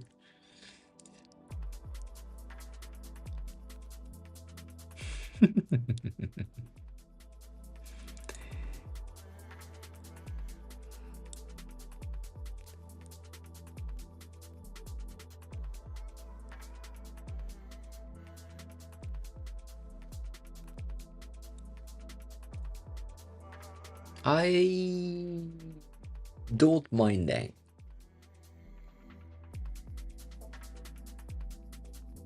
That's because you're too young to be. You just be ready. I'm gonna tell you that now.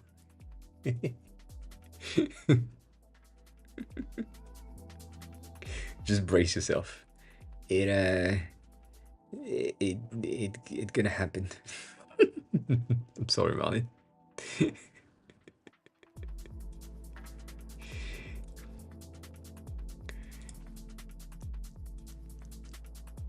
I know it's not the best news to hear, but it's gonna happen at some point. Just be ready. But if you go into a coma, have fun in the coma. Take care of yourself. We'll see you soon. I don't think it does. Not right now.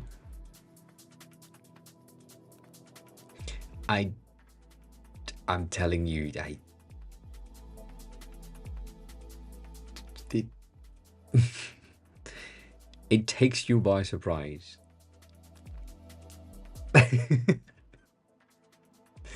It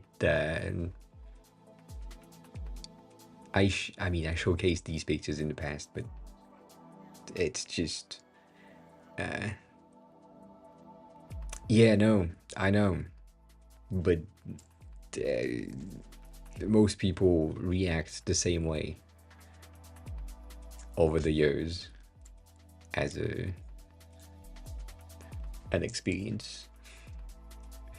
When I was, that sounds really old of me, but when I was your age,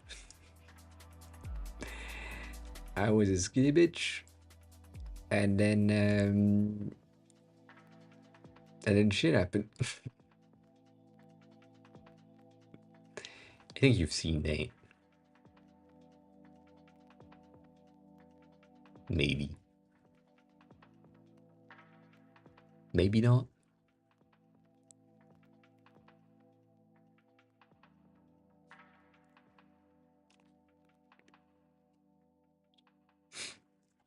That's 10 years ago.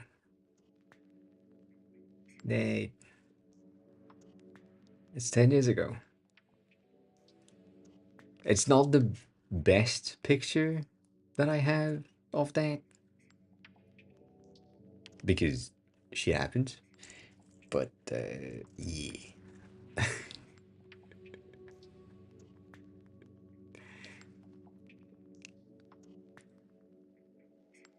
I know, that's what I'm saying.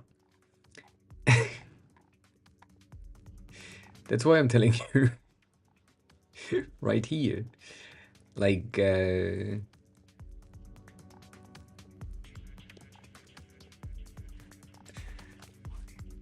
like that's me exactly 10 years ago.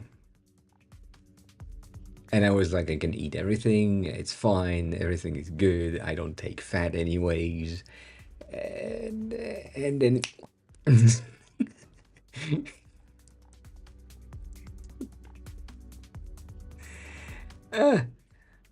so yeah, that's that's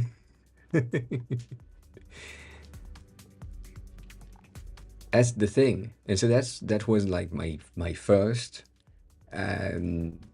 tattoo appointment type of thing, and that's how thin I was at the time. Let me show you my next tattoo appointment, which is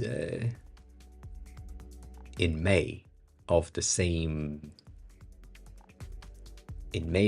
year. So February to May, right? Different type of thing. The black and white kind of helps. But that's like not much time.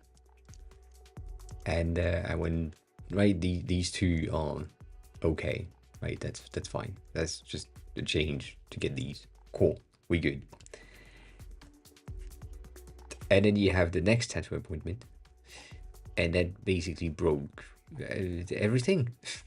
And that's when I realized that I should stop eating all the things that I like to eat, and all that. And it came out of nowhere. Let me find it. It's like, it's not that much further out, but it's like a year out-ish. That's exactly October 2015. So the first one was February 2015, right? February 2014, and that's October 2015. It just,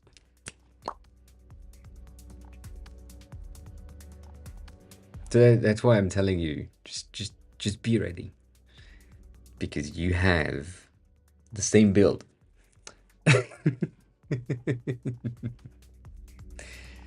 And that's not much, to be honest. But it's just a year.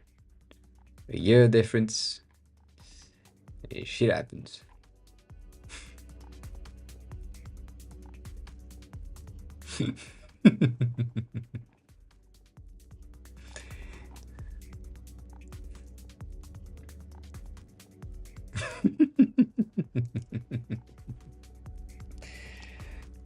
That's all I'm saying.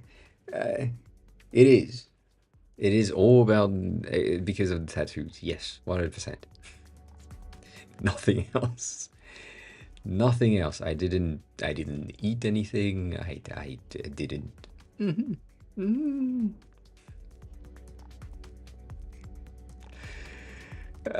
But yeah, no.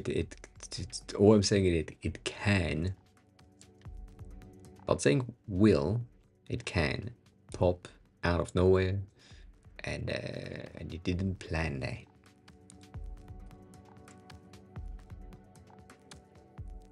So yeah. Anyways. Have a good food coma. Have a good food coma. How do you like this story? That's the question. Like, is that fine? Is that not fine? Is it okay? Does it make sense?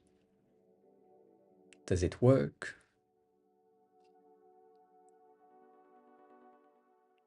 I think it's basic enough to make it work.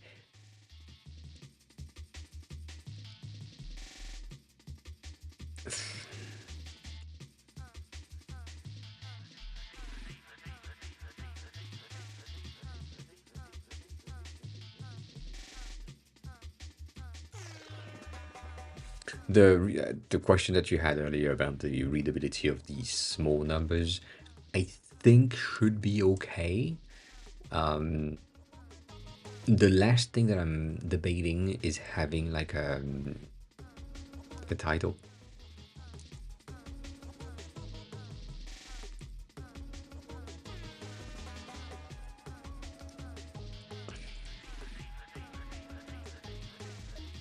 Like that.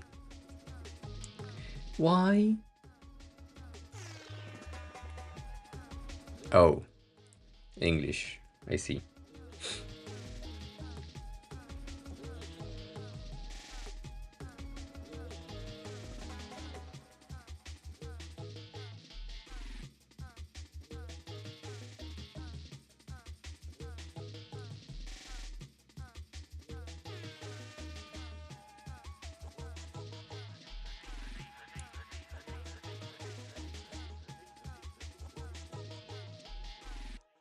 Ooh.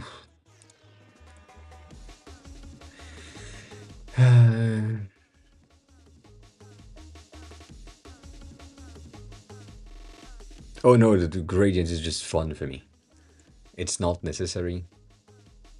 It's just it's useless, to be honest.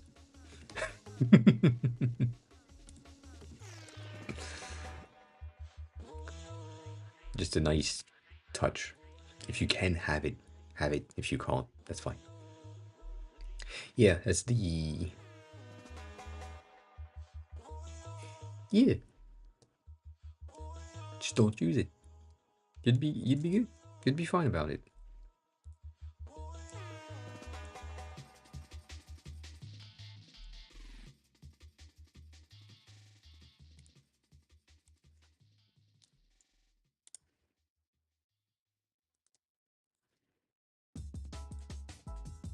You need a beer? Well, have a beer then. What do you want me to say? Yeah, get a beer. If you need a beer, get a beer.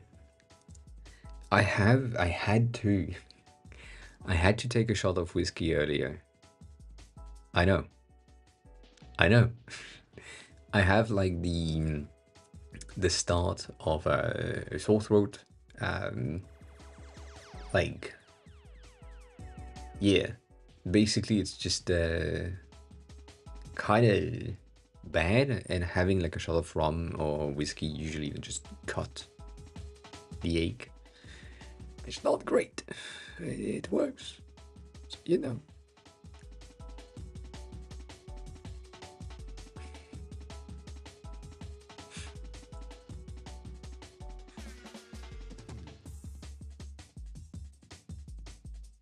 Also, the bottle is almost dead, so I might have another one. Um, yeah, I mean, if you put whiskey, specifically not, if you put rum in a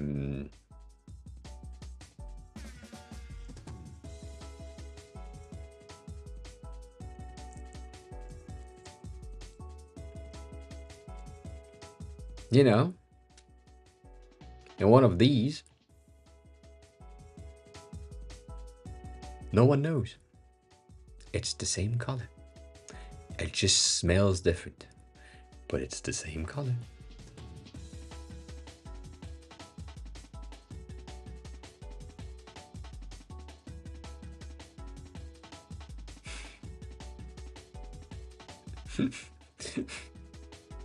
Yeah.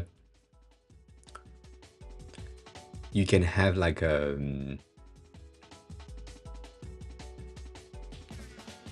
pearl of dry ice inside of it, so it does foam a bit. It keeps it cool if you have dry ice.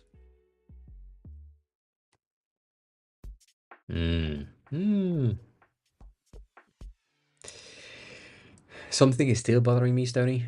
I'm trying to figure it out.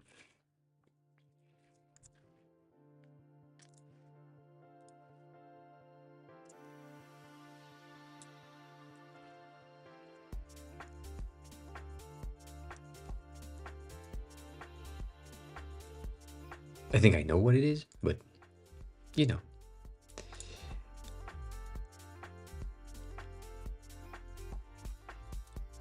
I think the elevation is not good overall, and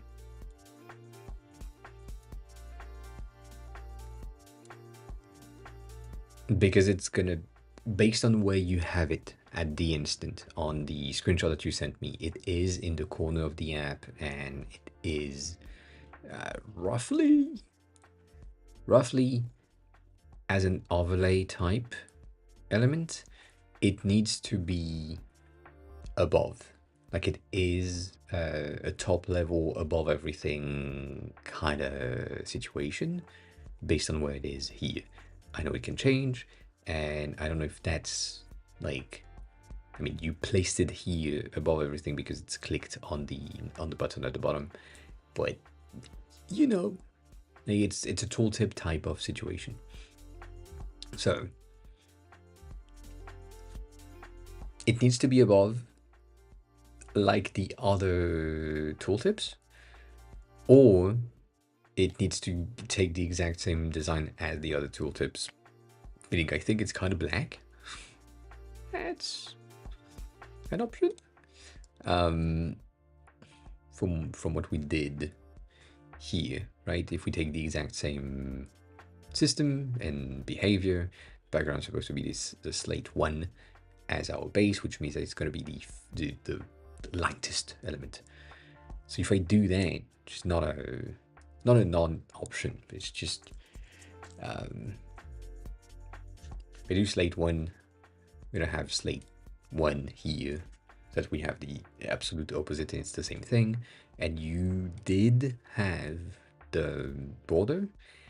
I don't know if I like it. I don't know if I don't like it. I don't think I mind it much, but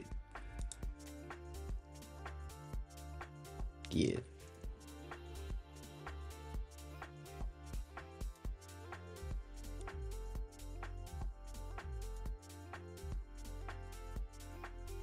The border is on all slide outs at the bottom of the picker. Interesting.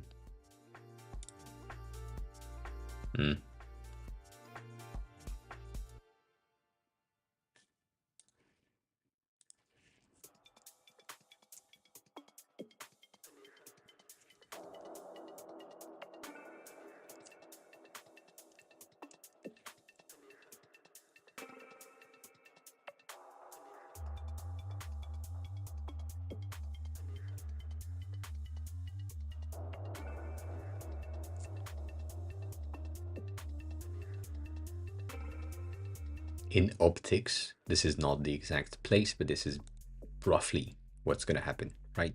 Hugo, hi. Welcome on in. Good day. Good time zone.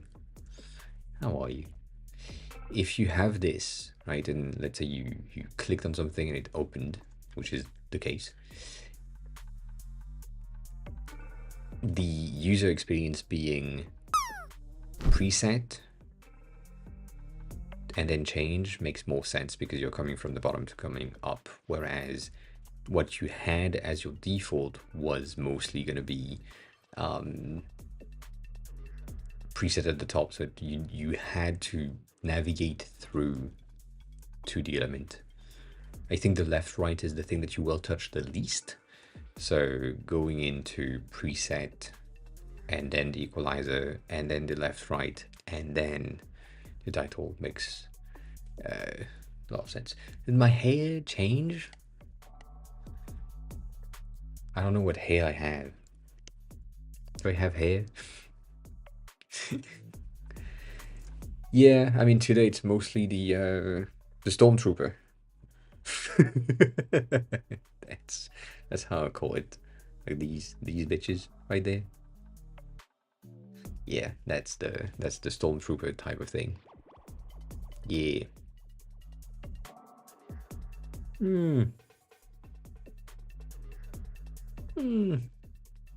It's the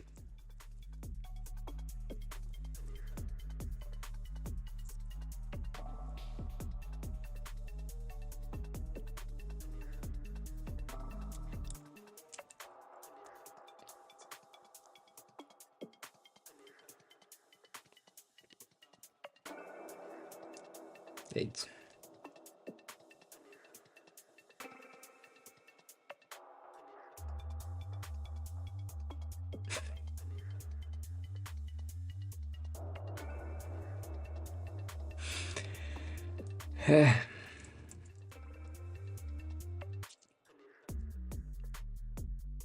yeah, the flaps.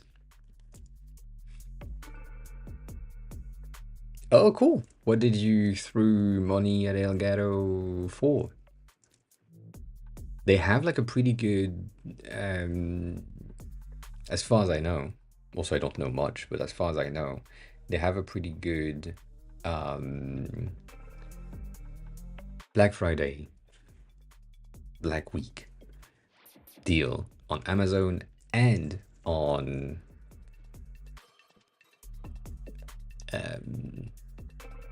the website as well. Oh, that's cute as fuck. Which one you got? I'm tempted by these so much. I have been tempted by this one, but I'm sad that this is not this.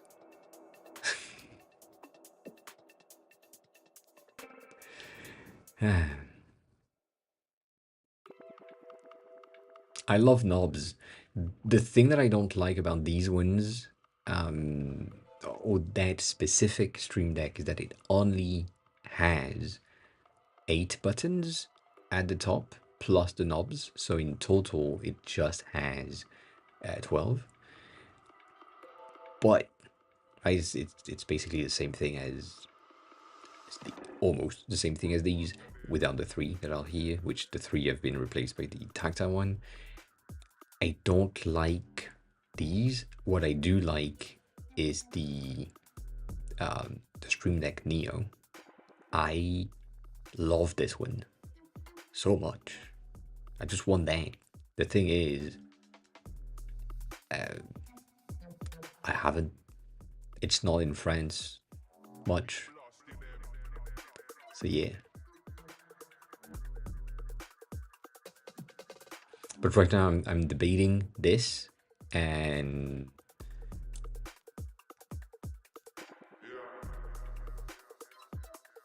where is this bitch? And one of these. Probably this one. This is the Mark II. But yeah. Because that would be extremely useful if I had like a top-down shot or a side shot or something that is different than we are always here, right? It's always this camera. I change, I'm here. I change to my phone, I'm still here. I don't, it doesn't have a lot of movement. So having a second angle could be interesting. I don't know. I don't know. It's not that expensive, but it's still more expensive than anything else. So that's the thing. I don't know. I feel like having a webcam on top of, like, oh, you replaced it. I see. That is interesting. That's what I was about to say. I think the quality of the camera is better than the quality of a webcam, but yeah. And also this, for reasons.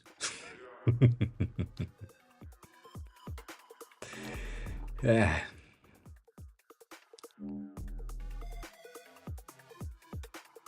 I still hate green screens though. That sounds like a classic move from you. Yes, yes.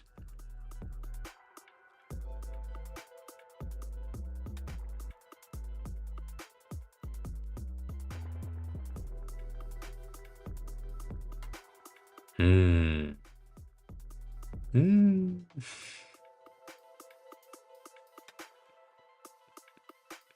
As I said, the foot pedals, I'm too small to touch the floor and the foot pedals and be accurate with what I'm doing, so that's not an option. Um, and then this is basically what I need. I just need one of these, but I want one of these flat. Like something that I could mount flat on my desk would be much better. But yeah, it's just not happening. Yeah, also.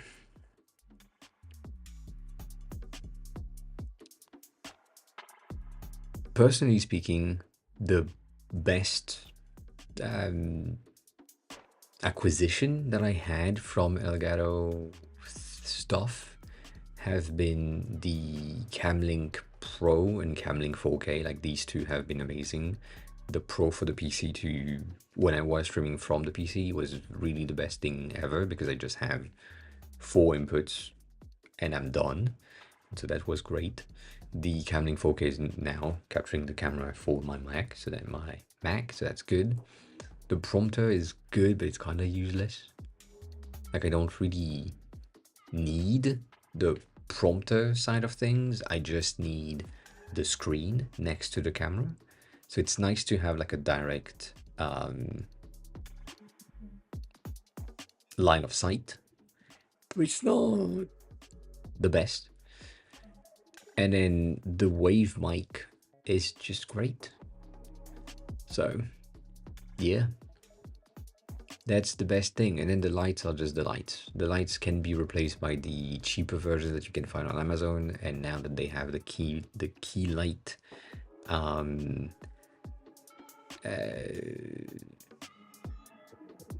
tiny,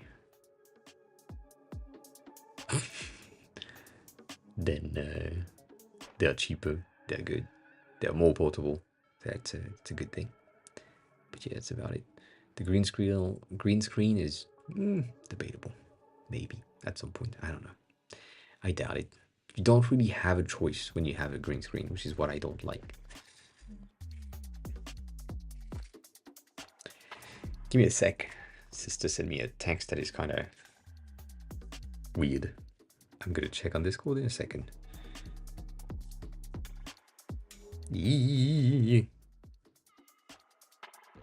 Ugh.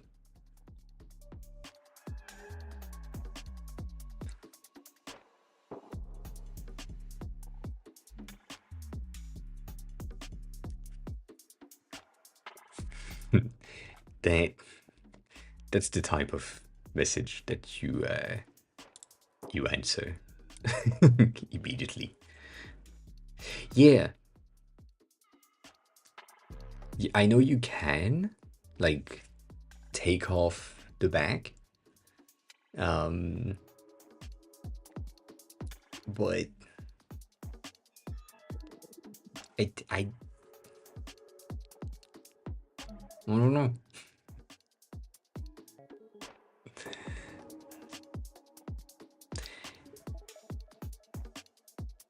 I think it is flat enough.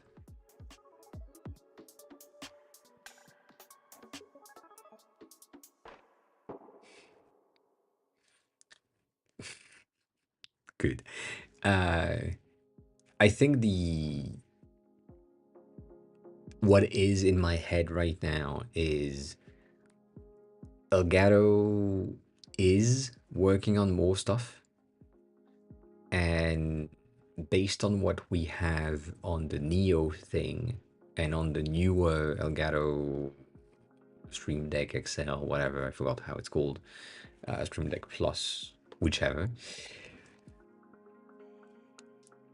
you have like additional elements that will probably come in an updated version of the XL, including a better base and probably a mount, as in a three, how's it called?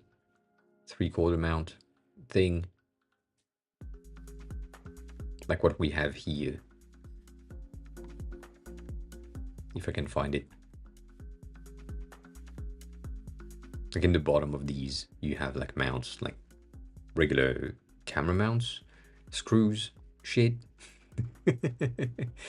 And like these here, so you can place it everywhere. And I have a feeling, I don't know why, I have a feeling Elgato is probably gonna release a Stream Deck that has a mount like this that could be mounted everywhere. And if that's the case, then I can have a Stream Deck, like a portable Stream Deck, on an arm.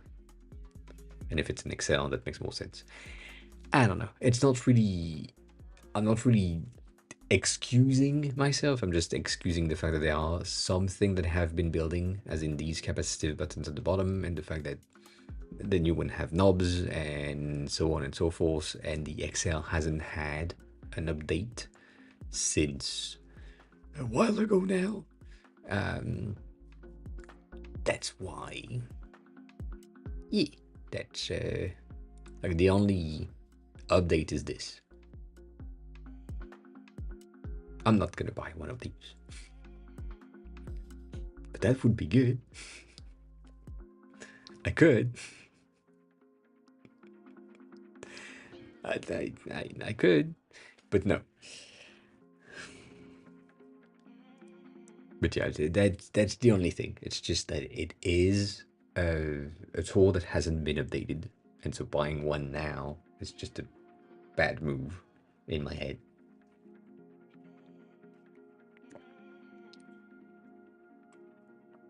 To me, I don't know.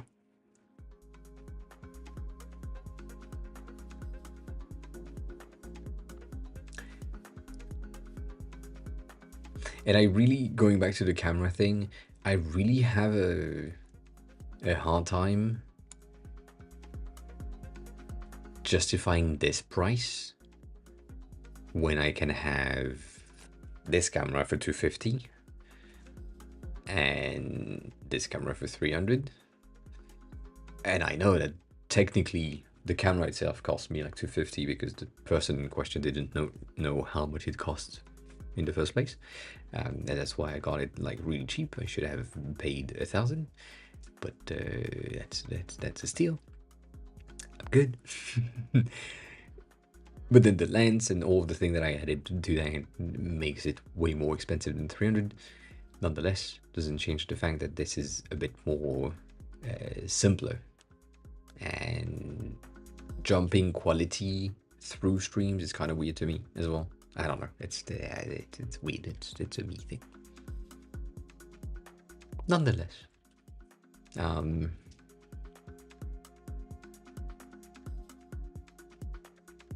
yeah. I think if I had, let me rephrase that in my head before I continue speaking. I think based on what I did and say when I was in Japan, and it happened. I went out of my house. I know, crazy, but I went out of the house with this camera to take pictures, and I couldn't because I don't know how to take pictures with a camera like this. However, taking pictures with my phone, that is not an issue at all. And so I feel like I take better pictures with my phone because I know how to use it. And I don't have the willpower nor the energy to learn how to use a DSLR to take pictures and do good things with it. So I would rather just use it as a webcam, which is bad for the camera itself, but it's good for me. So yeah, that's the thing.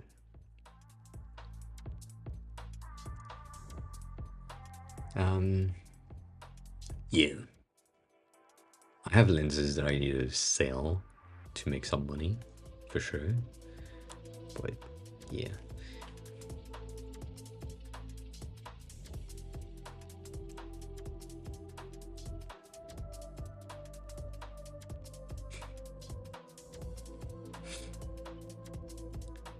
So yeah, that's I mean that's the thing. Like the picture I could take, god damn it,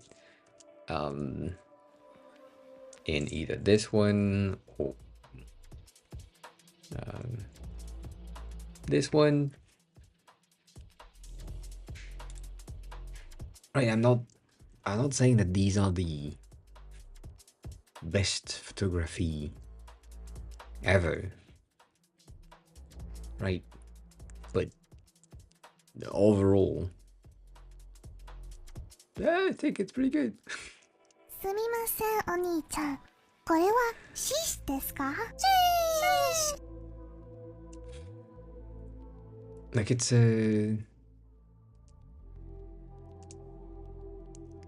also all of these things are just flowers because this account specifically is just flowers, so that makes a lot of sense. But it you know, it's good picture, I think.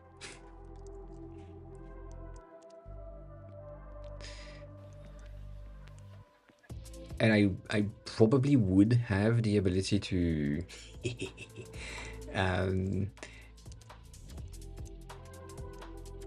would have the ability to like take these types of picture with a DSLR as a base because I have the sense of composition on my phone. But yeah, you can redeem with Bitcoin, please. That way it's not taxable. Legally speaking, it is. Bad, AOA, bad. Yeah. The other thing that I don't like, or didn't like specifically, as getting out of the house with that camera, was overall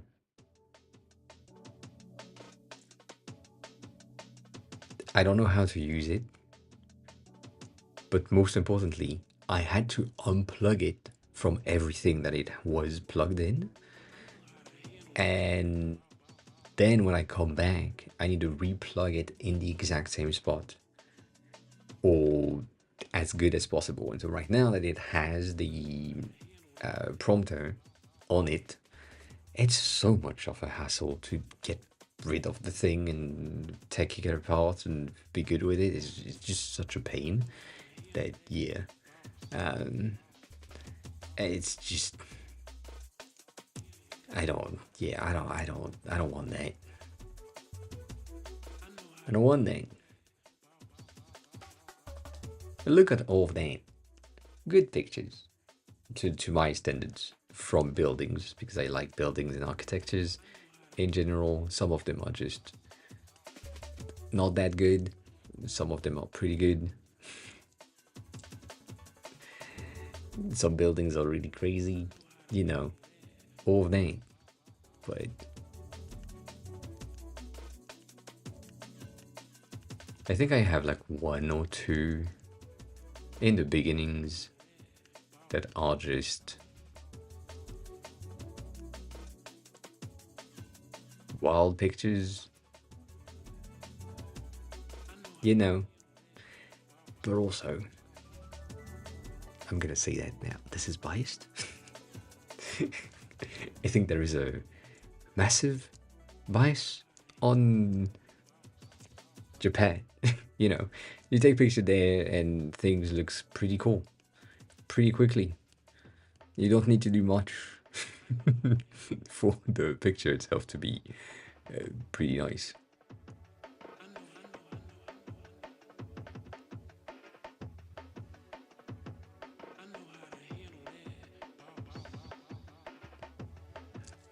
I think what I would say is the probable quality that I would take out of a DSLR would be much better than this because, like, obviously this is pixelated and shit. Also, it is Instagram, so it's obviously pixelated and shit. But yeah, it could be much better in terms of quality. I know that there is someone on Threads that is doing visual edits. I don't really know how they do it and what they do, and I don't follow them, so I'm probably not gonna find them quickly if I'm looking for them. I really just have ass on my feed on Threads now. That happened. It ported from Instagram to Threads. But that person is doing or showcasing basically the settings that they are doing in Lightroom or in whatever editing software they use to achieve like some of the end goal pictures, and it's pretty nice. And I think that this is kind of the type of content or thing that I need to, as you said, like burn the basics in my head. But yeah, I also don't really like the controls. I think that's a thing. I think I don't like the control of a camera compared to the control of a phone.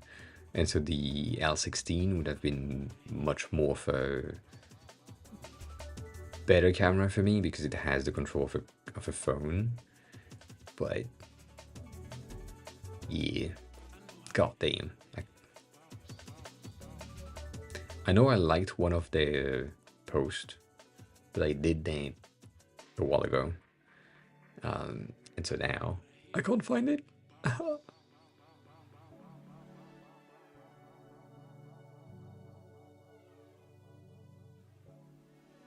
Did that make sense? I don't know.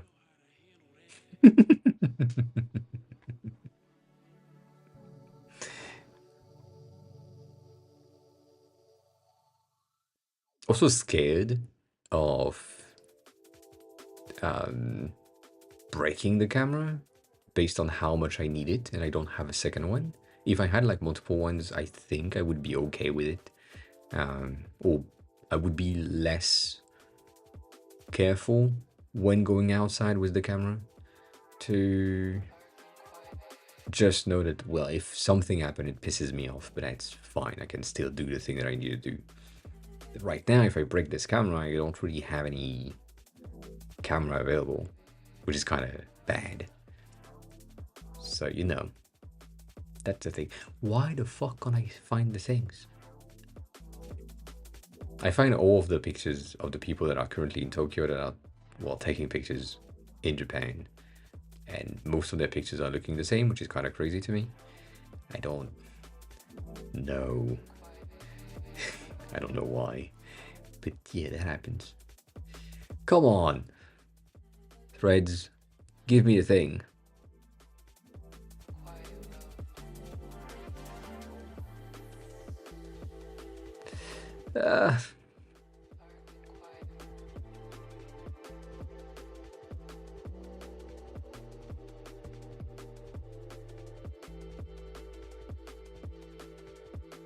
I'm also complaining about the French people in Japan. That's amazing. The amount of French people that Threads is recommending me that are currently in Japan, because obviously I'm in France and I'm related to Japan in a way, and that is just bad content overall. So they just push it to me, and every time I say I'm not interested, and they still recommend it. So I don't know.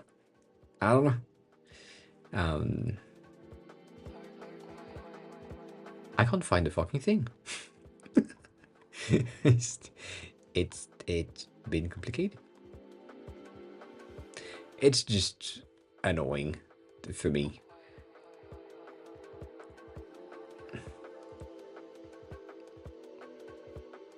Like the guy that I saw a second ago was like complaining about the fact that the backpack that they decided to go with for the trip to Japan is not suited for their bag.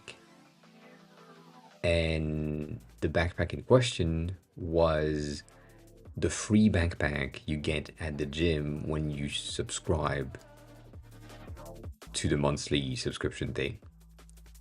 So obviously it's going to be shit.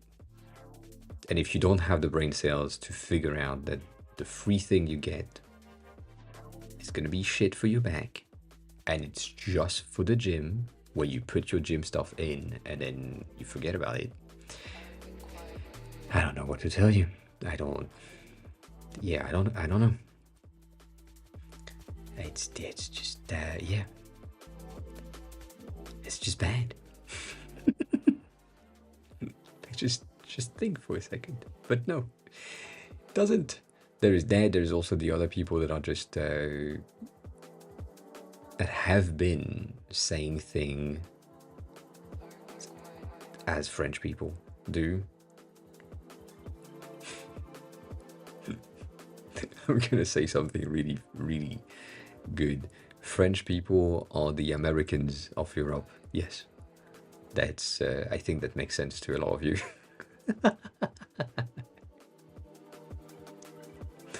The other one complaining is for no reasons, and expecting that everything is tailored to them. I can't find the fucking thing. I think if I do that and it just gives you the blurred version so that you don't have the ass. Sorry about that. Can't see the ass. As soon as I do that, I'm gonna find one. You know, that's usually how things happen. But yeah, there is a ton of people that have been complaining about the fact that they went to Japan and then people in the store don't speak French to them.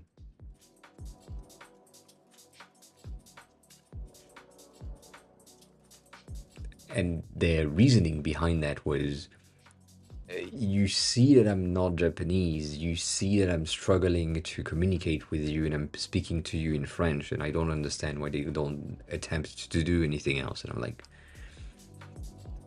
oh, how can you be so dumb? So yeah, that happens. And usually it's the Americans that do that say the exact same thing, that say, I'm speaking to you in English and I don't understand why you are answering in Japanese. I'm like, because you are in another fucking country. It's just wild. It is wild. Anyways, there is so many pictures.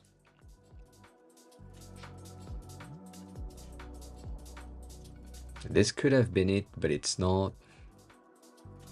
These are usually like pictures with edits, but they just have the edits and they don't have the in-betweens. And I don't like that. I mean, that's not what I'm looking for. That's what I'm saying.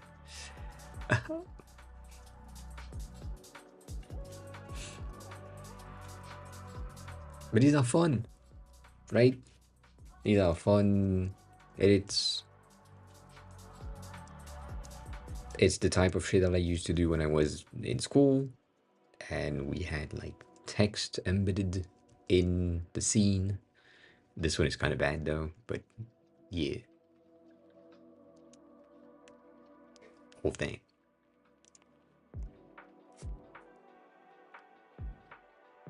I can't find the thing. That is so sad. Because it's good content. Anyways, what I was about to say about threads a second ago, and my brain went somewhere else, is the refreshing and the feed and the content is just not good. It will come later. I feel like there will be like some improvement in the feed itself and in how they are displaying the content and ensuring that the content is loaded when you're scrolling through. But right now I'm scrolling like 20 posts and then it just stops, and I just like wait for it to learn and have the content. But yeah, I know it's on purpose. It is on purpose for reasons that I may be able to show you in a second as blurred.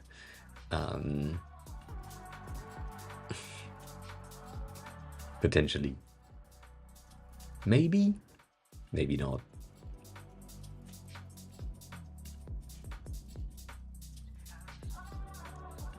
Well, with the new features that they have added, I feel like you could 100% build something for yourself.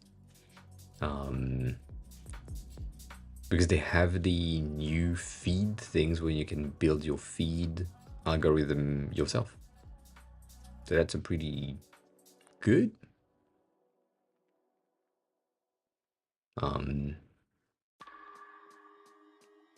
Well, you can have complaining tech people in there. I'm guessing it's mostly gonna happen on Blue Sky for reasons, but yeah.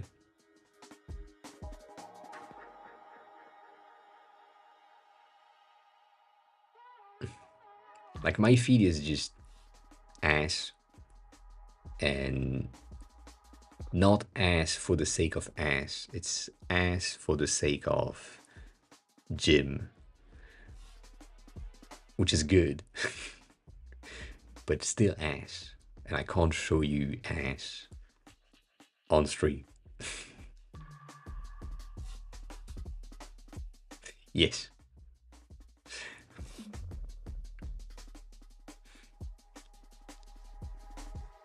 And it's both sides. It's just like, it's not just girls. It's like men, children. That's it. Anything. Like I can't technically can't could won't. That's not what I'm looking for. I'm looking for the photography content, and obviously right now it's just it doesn't give me the photography content. And because I've scrolled for the past 15 minutes, now everything is not loading, which is just bad. Just bad.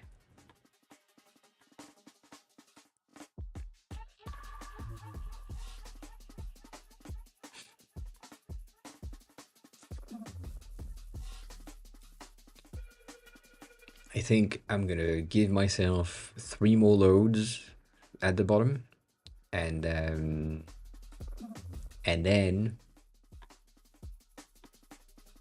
define that I haven't found the thing. And that's the third one. Done. Cool. A glimpse at the gym stuff. Yes, 3 more loads from the bottom. Yes, 100%. 100%. Ass again. Now that it's unblurred, you can see what I'm talking about. Nonetheless, we don't have the things, which is kind of sad. because we should, but we don't. Also, that happens. You may have seen that.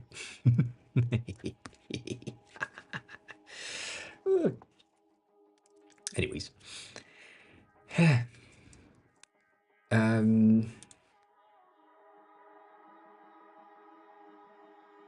What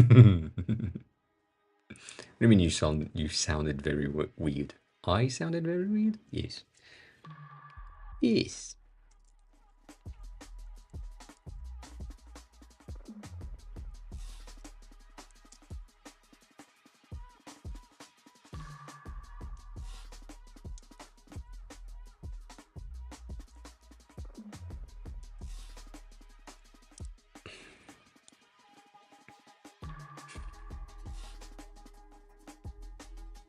You know, I know.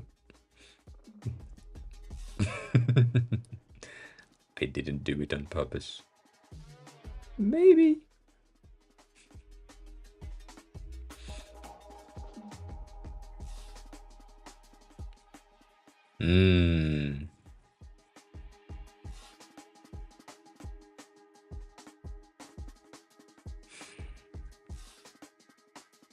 I think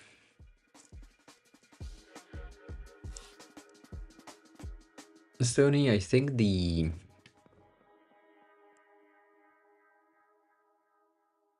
with the addition of the title equalizer at the top, maybe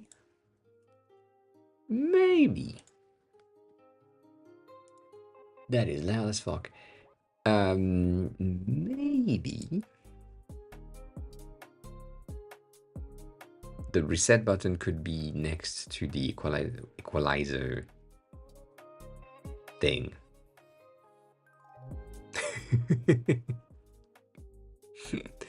Yeah, I mean, they are here-ish. Nino pops in here from time to time. I haven't seen CK on Discord for a while. He's been mostly on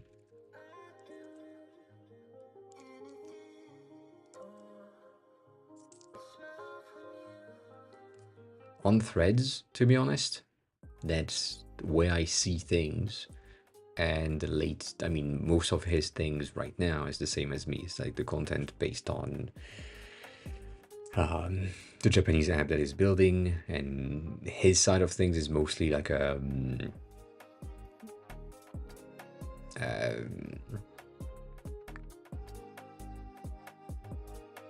widget sides of things. I have a bit of an issue with his app. I like it design-wise, but I don't like it technically wise, as in what we have is that's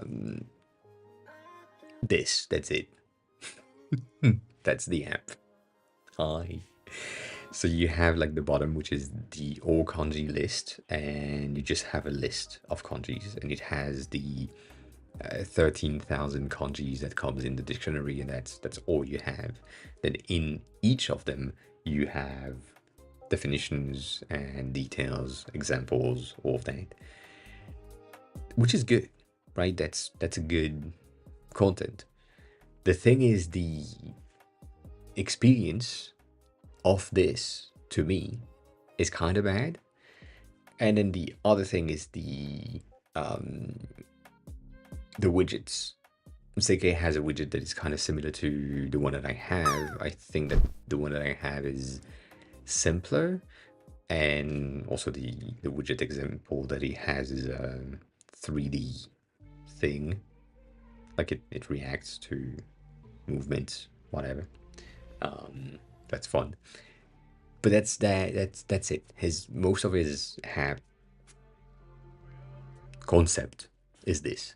It's a widget to ensure that we have learning materials from the lock screen and from like other places.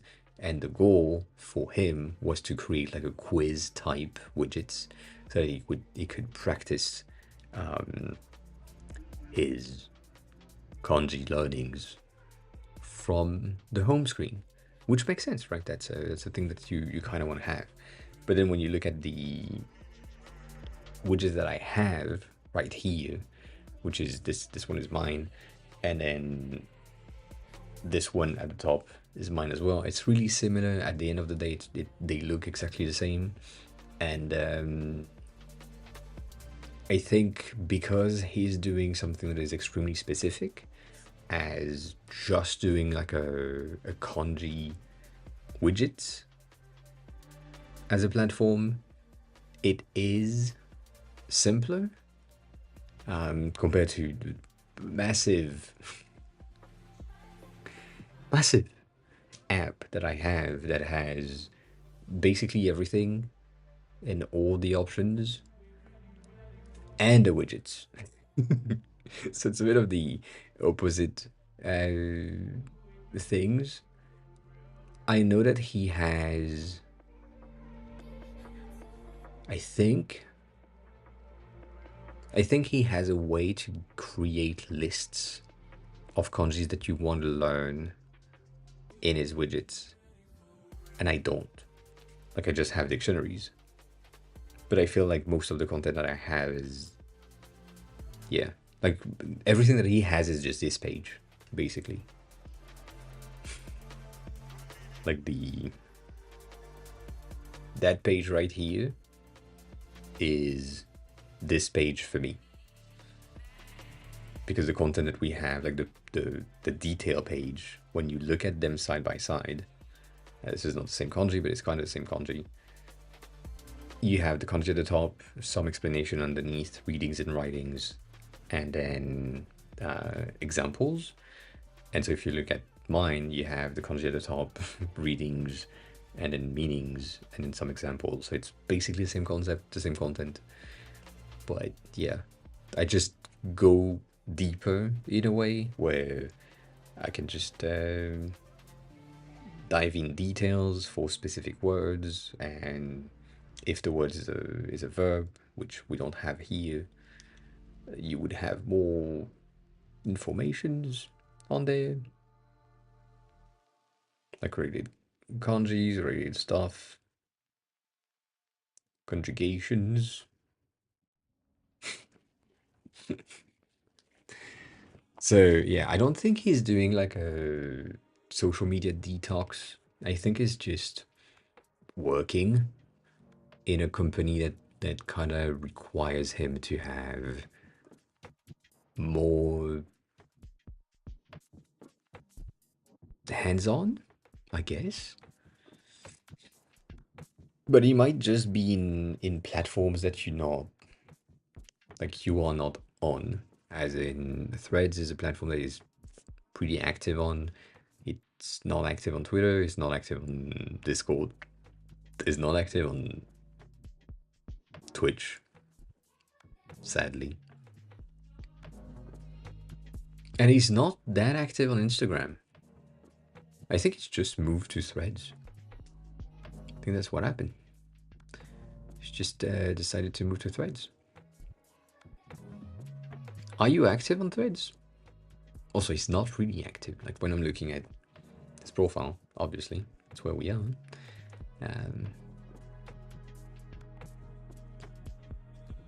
It's not that active. Which is good, to be honest.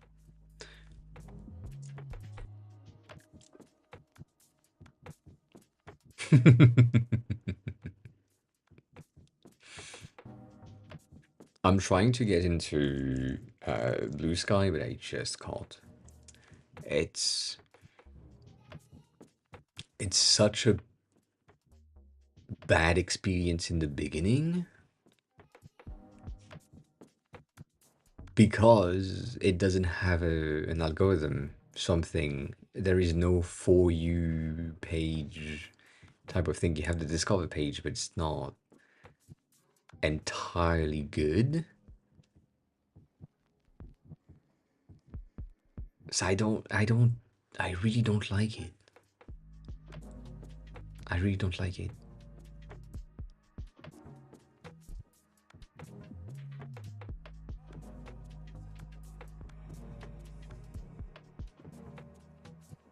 yeah, it's just I don't really know. Yeah. They have a good sushi platter. I don't. Yeah, I don't like the UI, and I don't like the.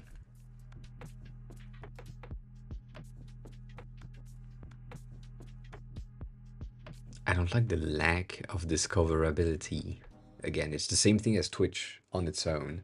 Like I can't really.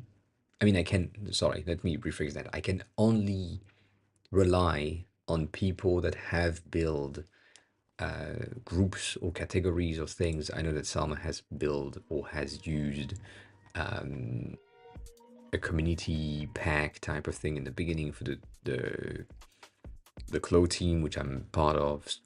So in there, like there is an option for me to just say follow all, so that I can have like access to all of the people that are building websites or have websites. But I'm like, do I agree with all of the people that are in this group? I don't think so. If there is like 500 people in the group, am I gonna go through the entirety and follow each and every one of them one by one? Probably not. I don't know. It's just a pain. It's just a pain. But for some reason, people have been following me, so I appreciate that.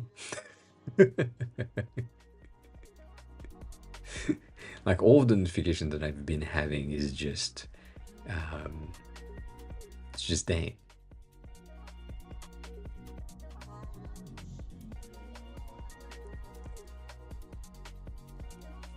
What I don't understand, though, is interesting. It is threads. As when I'm posting through the Fediverse type of thing. So I should technically be able to find all of that on Blue Sky, right? But when I'm on Blue Sky and I'm changing like either this profile to something else, or I'm searching for myself, I can't find anything. So I really don't understand how the thing that I'm posting from here that are supposed to be available there, because it is the Fediverse and the reach around thing, don't really work with it. I don't get that. And I don't know if it's something that I need to do in my settings to say, oh, that ad is also mine, so you can redirect the posts that are going through there to this account. I don't get it. I'm not like knowledgeable enough on this department of the internet to be able to say that works, that doesn't work, all that. I don't know. It's weird. It's weird. Sorry, just saw things. Maybe one day I figure it out. Maybe one day I figure it out. I doubt it. Ugh.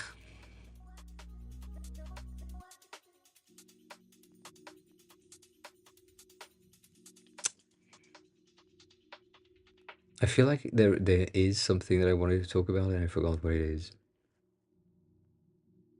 And that's sad.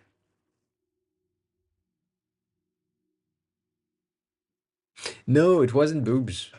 It was knobs. I looked at these. Yeah. Nice pair of knobs. Yeah. Hi, Debbie. Good day. Good evening. How's everything?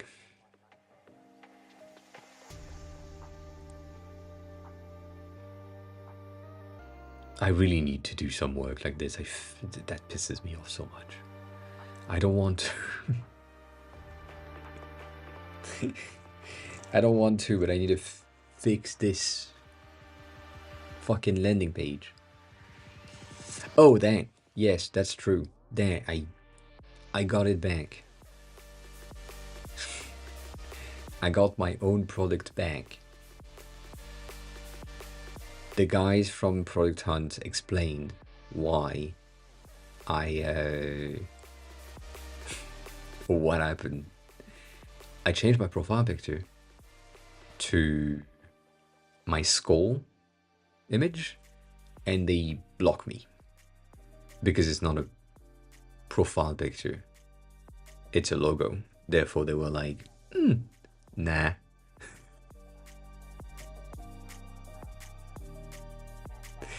They blocked me because I changed my picture. That's yeah, that's good. And then most of the content that we have in here, like, that's pretty good, but it's pretty sad. It's kind of flat. I need more data. I need more pushes on this. I need more Pornhub in the chat. Or Philippines, depending on where you are, who you are, what you think about.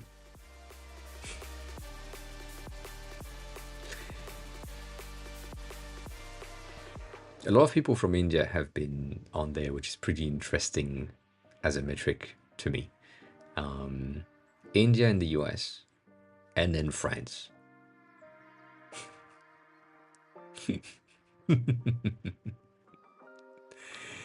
Yeah,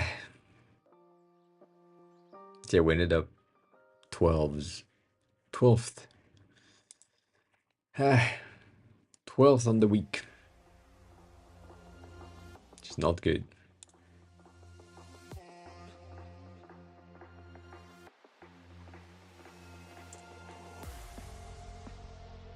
Oh, goddamn. You need to fix your setup again, Cat. Have fun with that. Also, then you said, the good brain is super tight. Good. Ah, that's the thing that I was wanting to talk to you specifically, Denny. Yes. I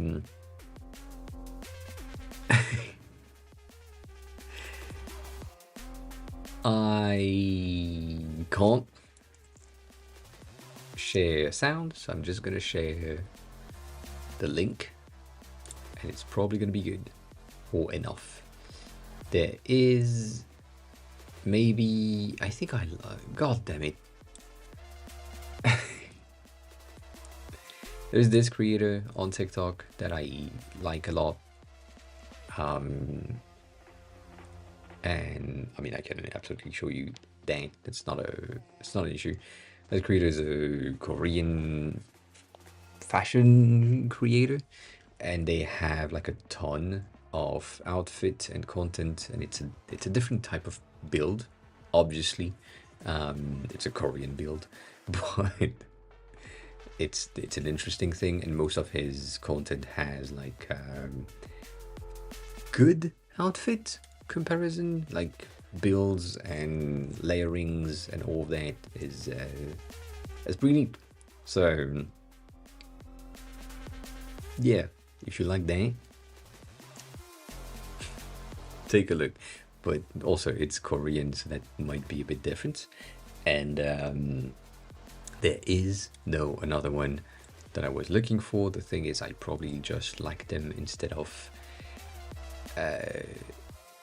putting it in the favorites, which is gonna be kind of complicated because I'm probably not gonna find them again in the likes. So the basis of the post itself is, if an outfit is not interesting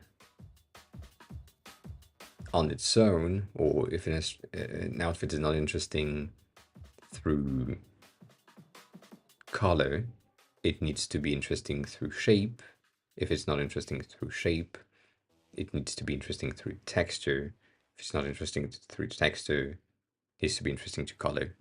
It's a bit of a wheel like this. So when you're building your outfit, instead you have, or either you have a piece that is texturally interesting or color or fabric wise interesting, all that. You say I'm having issue understanding how to merge jeans in the old money style. It's basically just cardigan. You have jumpers and whole jumpers.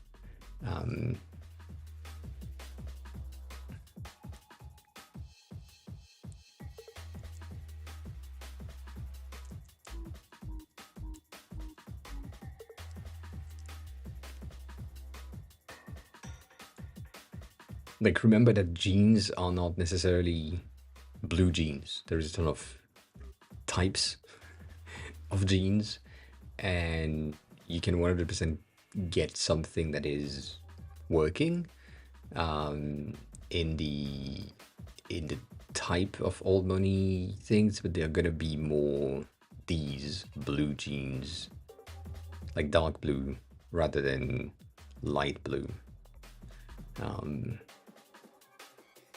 So if you have dark blue, then you should be good. Like, you can really do whatever, to be honest. But again, it's gonna be shape, color, texture,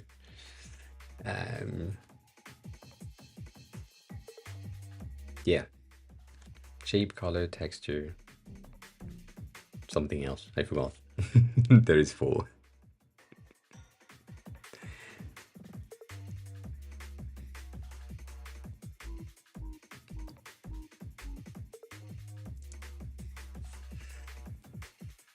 With that,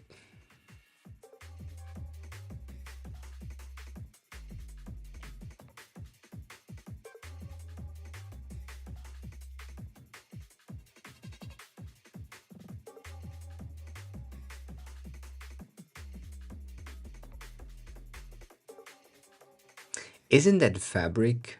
I mean, pattern is just texture or color. But maybe, yeah. And then that's perfect. That's perfect. That's everything that I wanted to talk about. Cool. Great, great, great, great, great. The other thing that I think you should take a look at is outfit breakdowns like these, where people are just showcasing how things. It's better as print, I see. But where people are doing like these things where they have, this is the jean that I'm using and this is the top that I'm using, and you see how it fits on me. So that is the type, I think, of images or outfit breakdowns that you should take a look at to ensure that you have a better understanding of how to use each pieces that you have. And then you can potentially just swap this with one of the jeans, pants, things that you currently have and see if it works with the rest. Potentially. Things.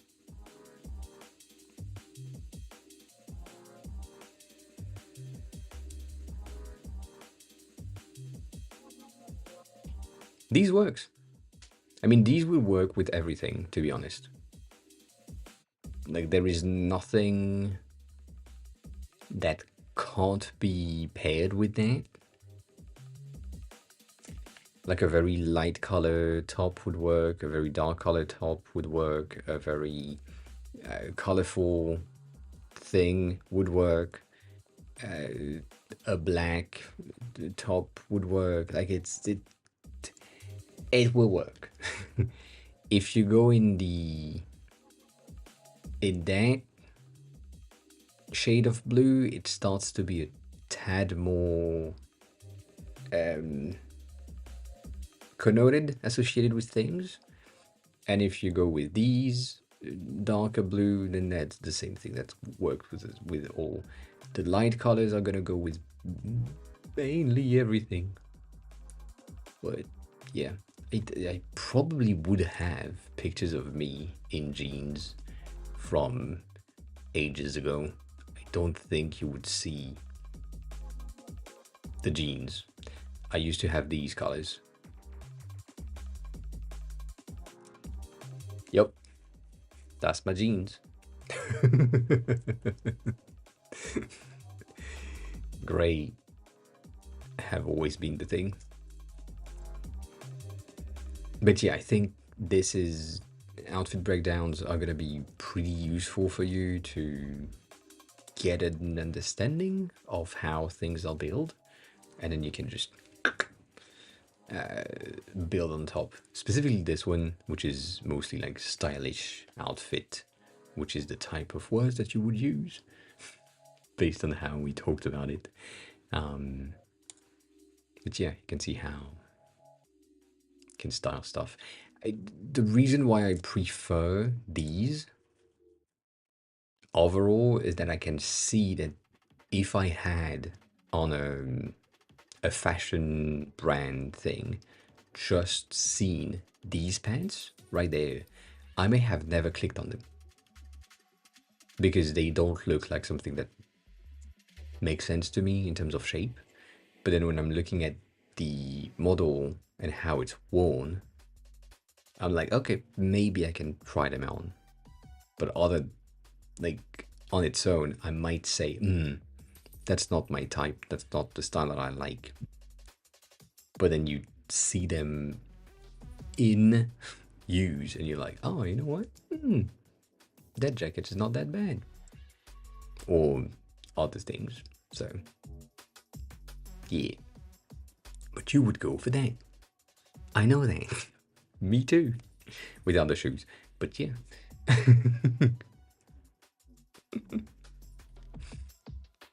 God damn it.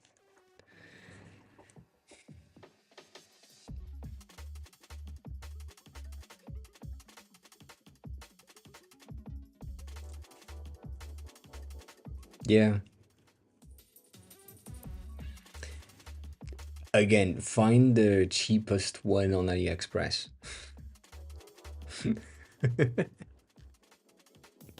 Like, I really mean it.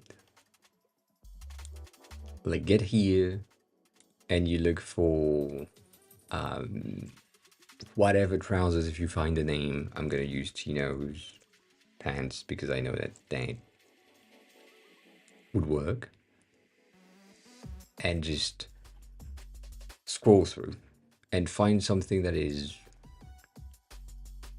good in terms of visual placement, things, whatever. And maybe you say that this is good for you and you like it, and it's $20, and you check the shipping and all that, and you're good. But that is today, yeah. Do that. Do that. These are cute. That's a nice texture. That's gonna be a very good wear for like 5 times, and then you wash them. Yeah, you wash them 5 times, and they start to ball out. And these are really soft fabrics, but it's cute textures. I don't know if I still have. 1 second. I don't know if I still have my previously ordered stuff so that you can have a bit of an idea.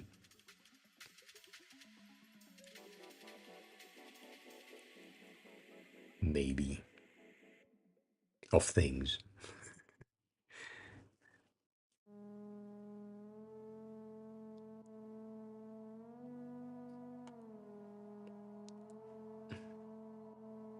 I bought a lot of socks. I'm seeing that now. I bought my pillows.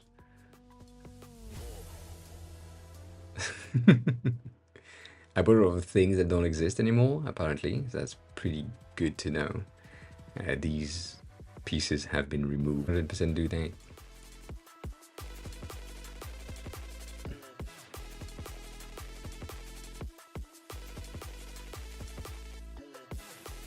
I have read that, yes. I think I answered in my head again. That usually happened.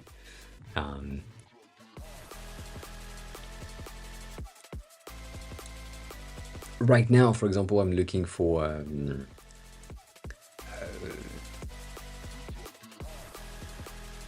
a winter long black jacket for men. And I'm looking for a Chinese style thing. Mainly because I need like a hood that is massive. And that's what I'm looking for. But most of these images are not showcasing the entire thing. So I need to find one that is good, because for some reason the one that I used to have, I think I throw it away, which is sad because it was good. Or maybe my sister took it, I don't know. But yeah.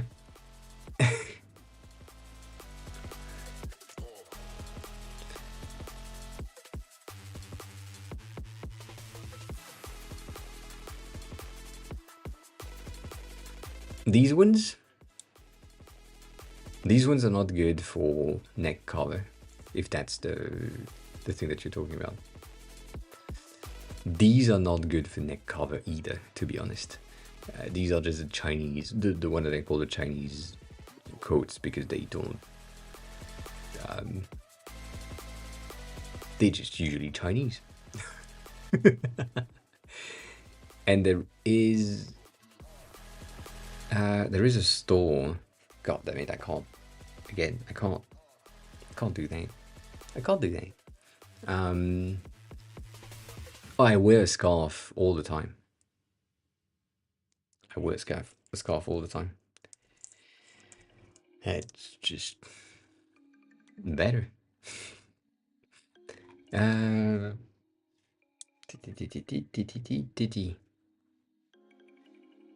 I guess here?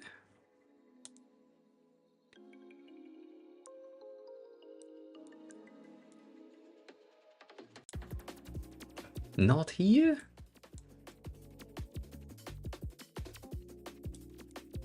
No, it's supposed to be here. It's one of these two. I know you can't see shit. Oh, I didn't expect that. I'm navigating the streets around here. I can't really show you what I'm looking at. I guess it's this one, but that's just wrong.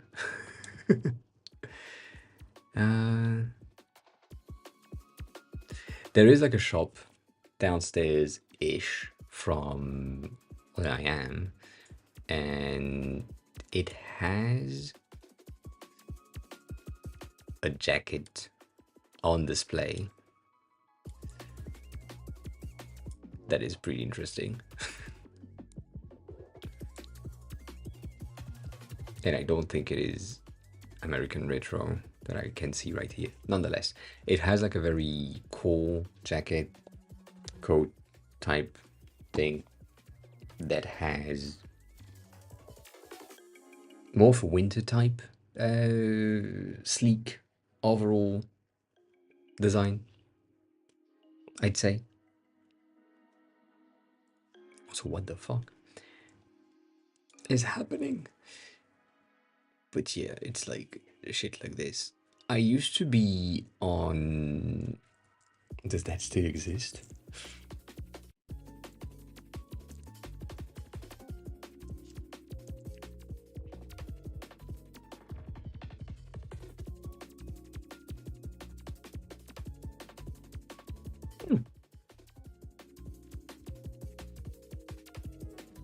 Yeah, that.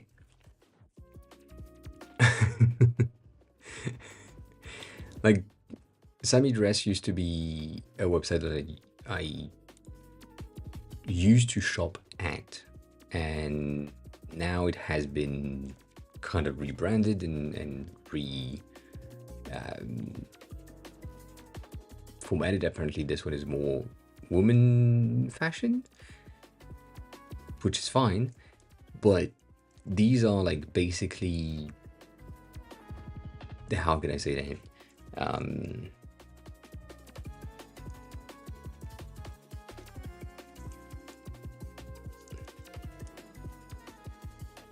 Chinese brands stuff. So they are reselling the thing that you can find on AliExpress for profit. So they are most of the time kind of more expensive, but all of these are pretty cheap. And if you just want to experiment, as in, you know, the polo shirt that we saw last week for $13, then yeah.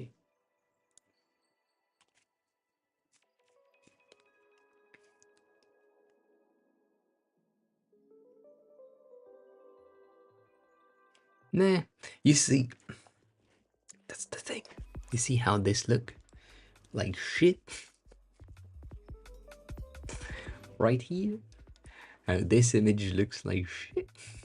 And then this one is pretty good. Yeah. I don't think I like that.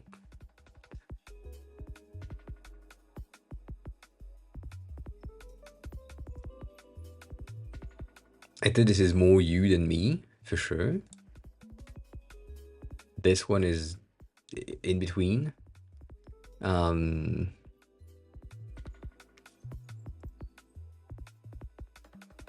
do like this one more because it's simpler, and I also do like the colors that they have. Like that mustard is pretty good. The green one is really good.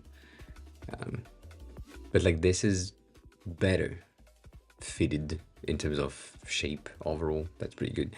The thing that I don't like about that is this.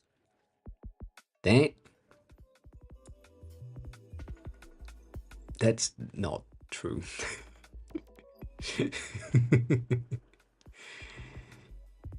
That machine washable, yes, of course, but it's gonna shrink for sure.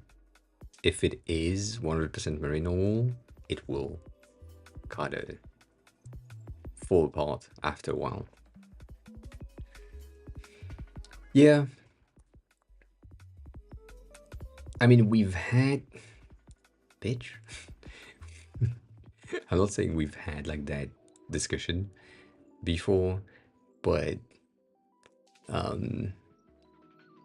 you may remember that. Let me see if I can find it.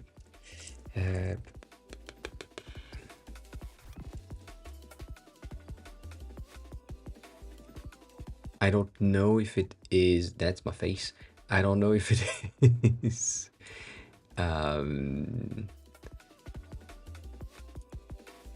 available, but when I was in Japan, I at some point popped in with that,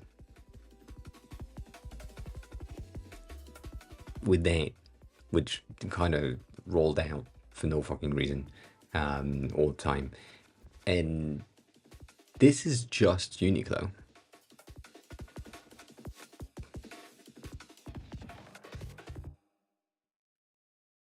So this one specifically is, I mean, we talked about it. There is the second one, which I think is this one. Yes, which also has like this texture fabric haul type thing, knitted, not knitted, kind of knitted, not entirely, right? And I remember that you said something about it when I popped in on stream with it at the time. And so this is just the Uniqlo stuff. So if you are into if you have Uniqlo available, you may be able to go into whatever and just have a check. That's gonna be cheaper. It might be a different quality than what you would have with the other one that you shared earlier.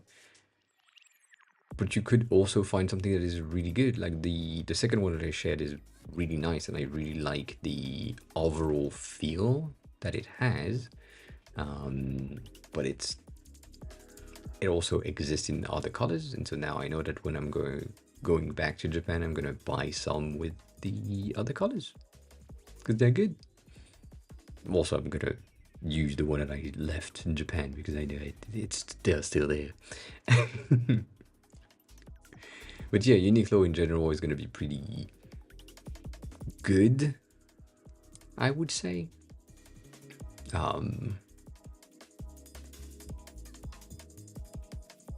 Mainly because you would have something that is in the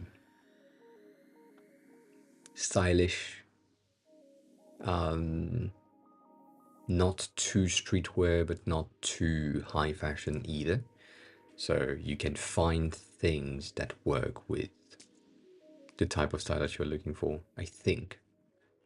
Again, I don't know. Yeah, I mean, that's a similar thing. It's an interesting, neat. These are the things that I need to wear to know if it's good or not. Because the neck, like here, might be good and tight for like 3 to 5 wears, and then kind of bundle up like the one that I showcased earlier and just roll on itself. Yeah, it's not good.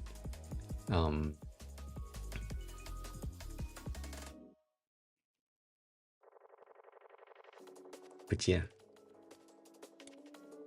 So yeah, I wanted to say that. I wanted to say check outfit breakdown, which I said earlier, and check out some of the AliExpress stuff because it's gonna be cheaper. And also now that I think about it, Uniqlo is really cheap overall and pretty good quality and pretty good style overall. But I'm not gonna say that enough.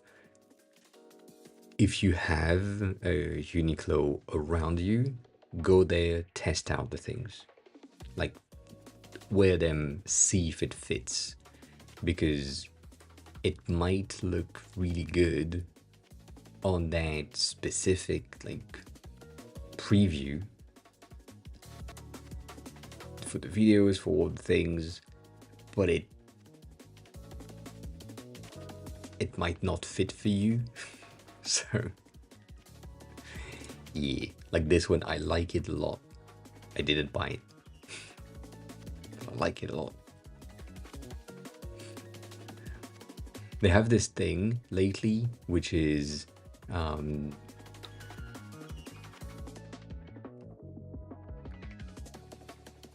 how is it called? They have like an inlay, like a yeah, it's an inlay off the coat that has like a very silky type of fabric, and so it's an interesting feel when I'm wearing it, and I didn't really like that, but it's fun.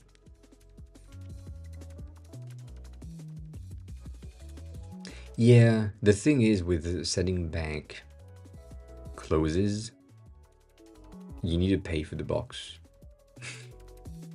or the bags.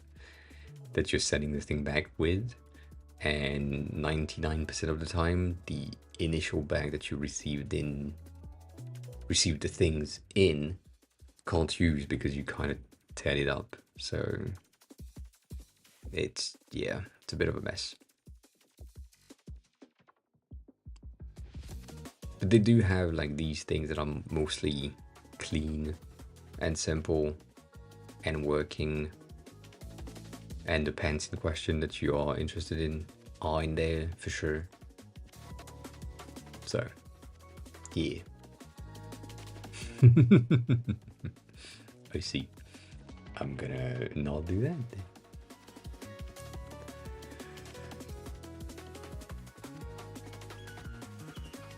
That is a pair of cheeks, indeed. I know why you like them. I see this, but yeah. That's not a shelf, though. Not yet.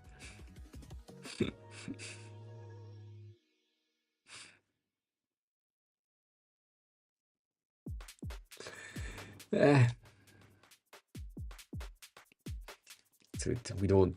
Yeah.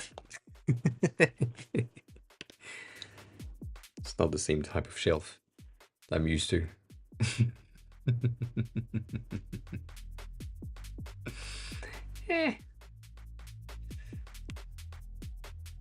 I agree. Kinda. But yeah, like YesStyle is an interesting platform as well. It's basically AliExpress, but with a different code. And again, from the thing that I've been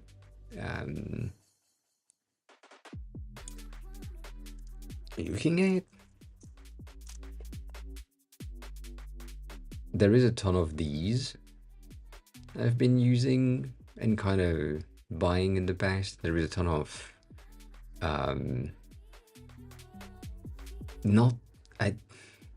I'm gonna say fun, but it's not fun, but like interesting cuts. Let's see if we can find one. I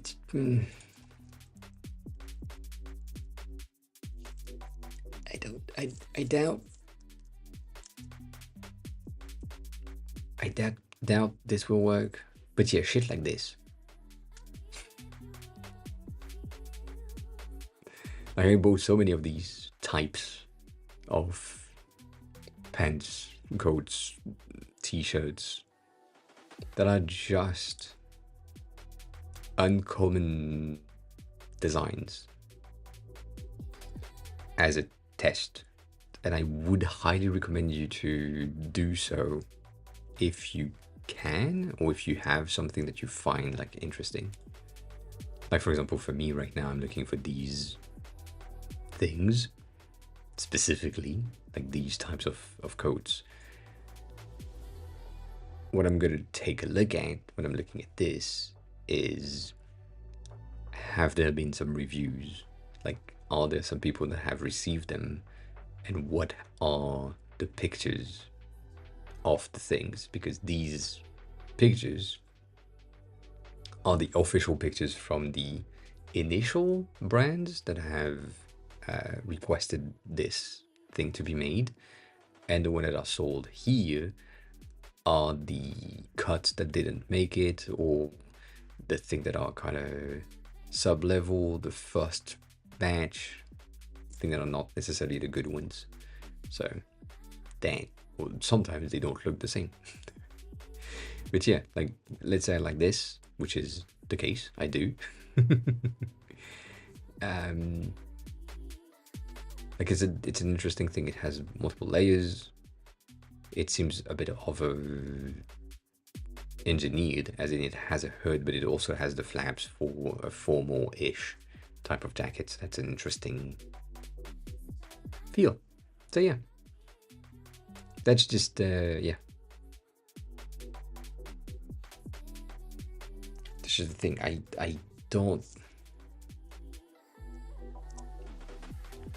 don't think the Lee's shop is gonna be still around with the content that I bought things from, because it's been a while. But I used to shop from here a ton.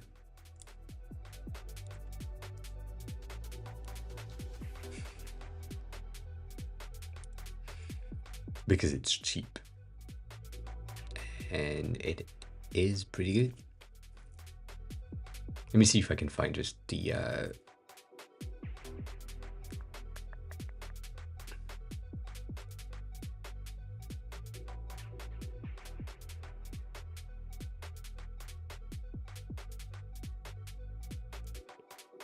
type. Yeah. You need to pay for shipping, which is sometimes a bit annoying. I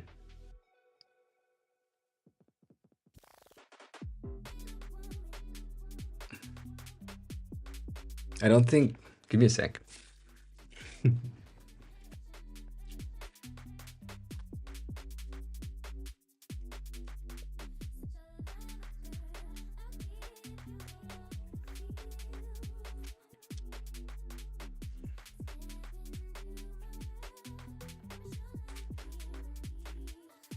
I knew I had that somewhere.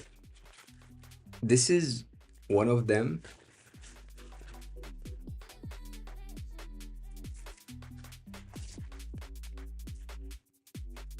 It has this kind of interesting thing. Certainly not when I'm testing coats, but you know, it's an interesting overall fit, I would say. Like the neck is Korean style, yeah. But the reason why I like them is because of the pockets that are kind of flat and in the sim, so you can't really see them. And pretty good. They have like the good inside pockets. It's pretty nice, and that costed me, I think, $40 at the time. They have like a single button in the middle, not reversed flaps. We like that.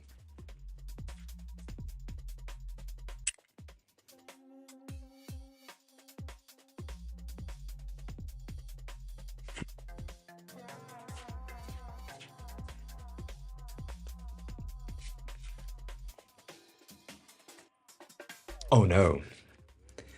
The straight pockets are the only thing that you want. Like, horizontal ones makes no sense to me.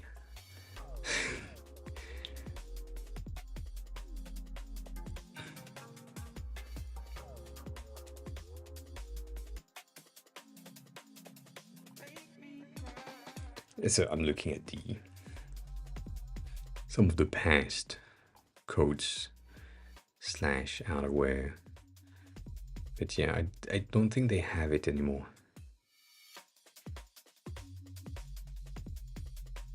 But yeah, they have like these things. It's pretty interesting.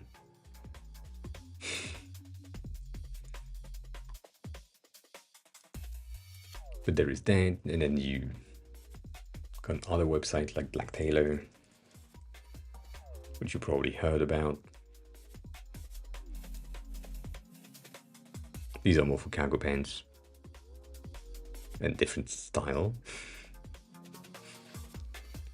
Yeah, I have like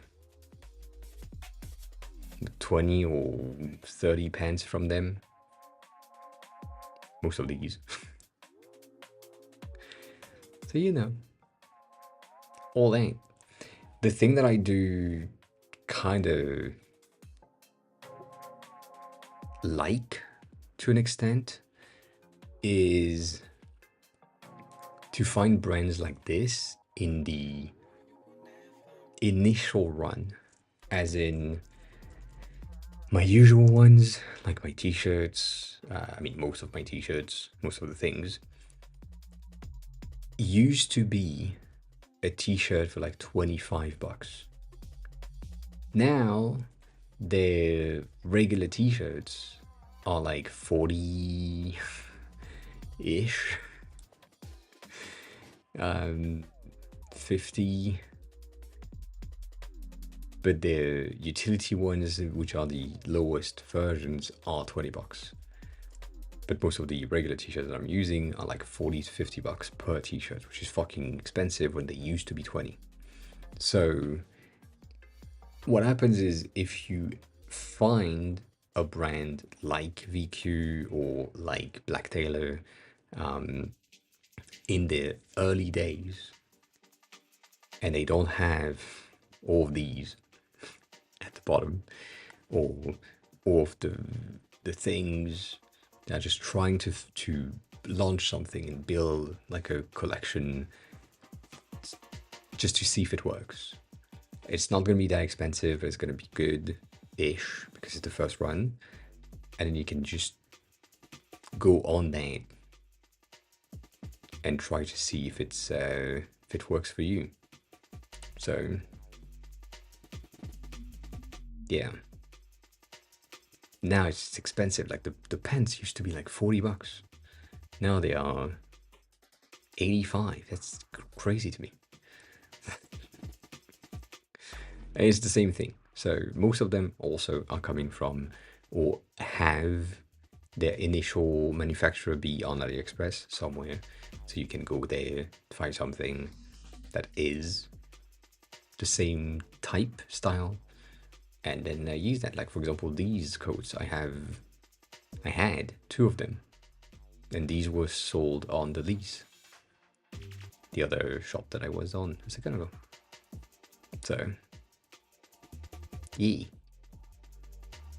I did not buy stuff right now because I don't have the funds.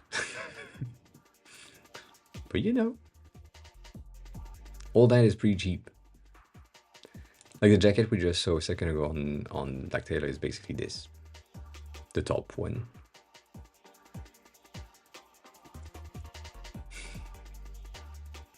Anyways, so my take is the same. You should attempt and see like different things.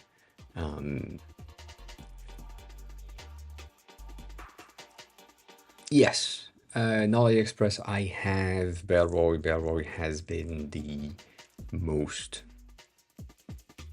ever thing. It's more expensive, but I don't care. A wallet is going to be the most important thing. And depending on what you like or want, I use this one for traveling. This is the passports version, so that I can have my passport in, and it has most of my Japanese cards in them. This one specifically is RFID blocking, meaning that if someone comes in close and touch his phone to take my credit card information, they can't. So I can't use it through and pay through the wallet itself. So this one is for traveling. And I have, it's somewhere else. Where is it? I have this one in gray, obviously. And it's one of the best wallets that I have. So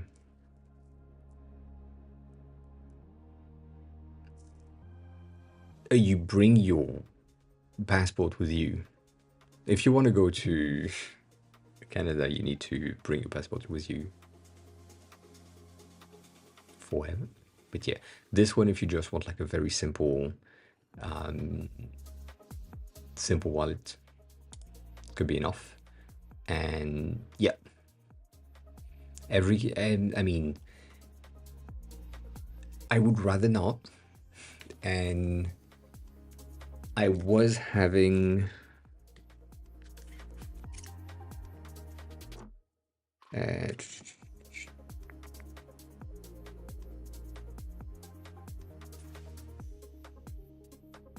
this card, which, I mean, it doesn't say much, but this is my residence card for Japan, and I could have kept that and just that and not anything else. But it's just better if I get my passport with me, because just in case, you know, I have the regular things that is from where I am. That makes more sense. Anyways, this one, highly recommended forever for everything. And depending on what you want to do with your passport, if you want something that is like slimmer or like easier to carry, this is going to be good. Like the other ones, I didn't see because it's good for me because it has like compartments where I can put some money in it and not worry about it. And that's why I like them. But they have like so many that I love. And that's the first thing. The second thing is going to be Ridge. But it really depends where you go. That's the thing. So you probably heard of Ridge because, you know, on YouTube, everyone is just talking about them. Anyways, so these are just for cards. They are card holder and they don't really hold keys, not keys, monies, coins, cash. So if you are someone that knows that you like to navigate with cash,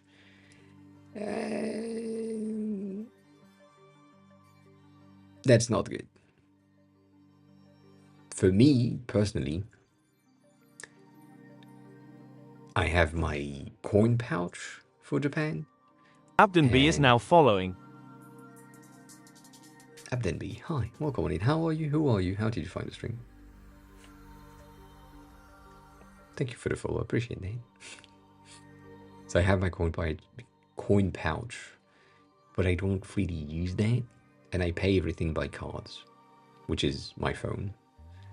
Technically my wallet is my ID, and that's it.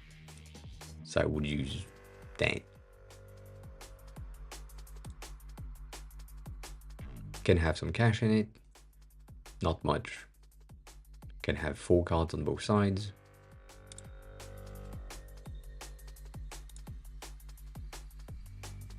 It's pretty good. Well, welcome on in. If you have Figma question, feel free to ask. As always, I am here to help. We're currently talking wallets. So that's different, but yeah.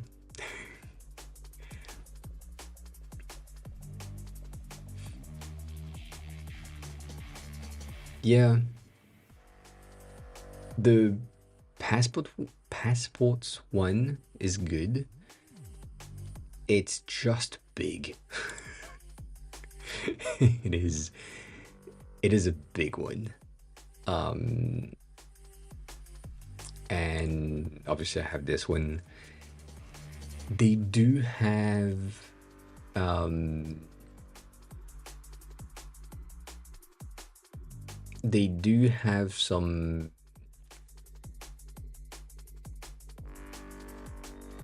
the words collaboration pieces from time to time.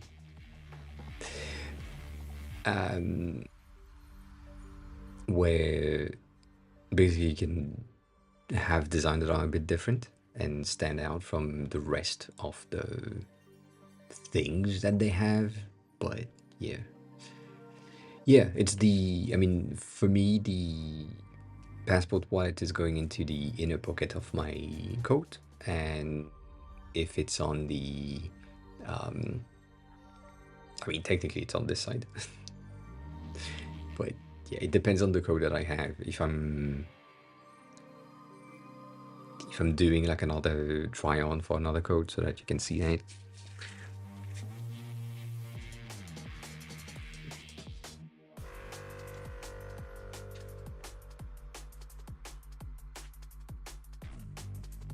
This is my regular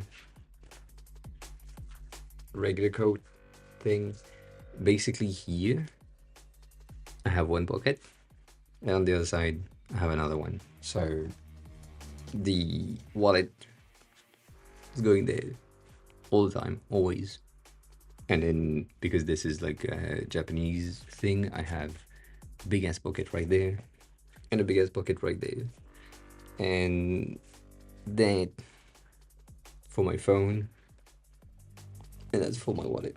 So that's how things are. But yeah, that's the code. And as you can see, pockets are flat. Oh, not flat. The reason for that is that when you are holding your hands, it's in position.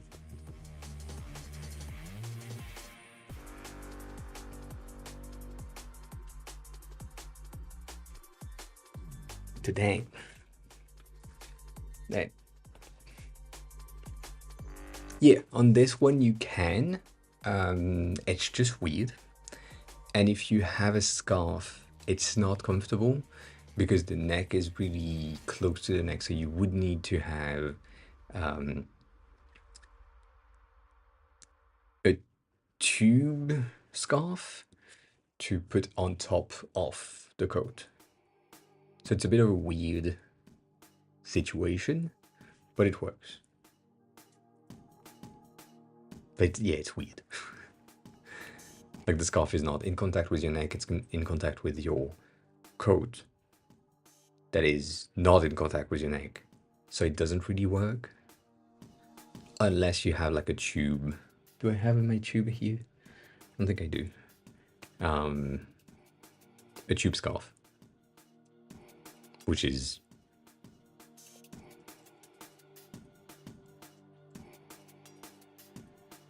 not bad.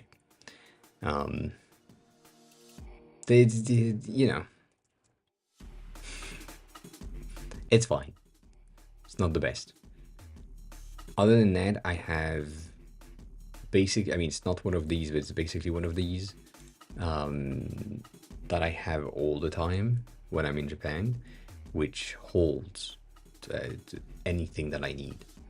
Like these small, like slings, just have everything. They have my wallet, phone when needed. The phone is usually in the pockets, and like sunglasses, coins if needed. Japan, keys, Japan. So all that, all the time. I love things. But yeah, Belroy is pretty good, I think. Give me a sec. I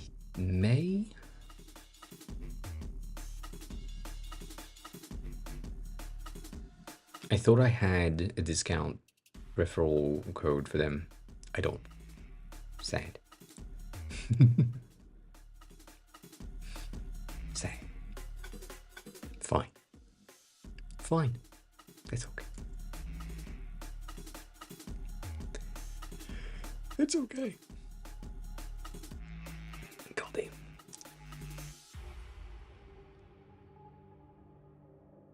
I need this to break. That.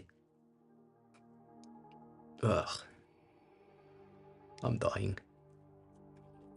I mean, I'm dying, yes, but I'm dying. So yeah.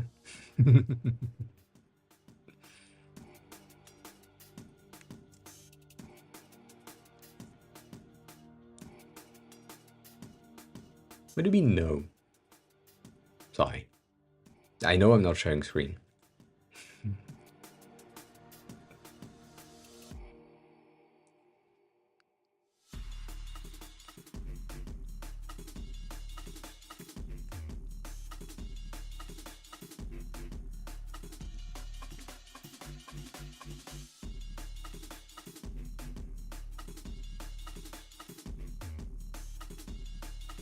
That was green.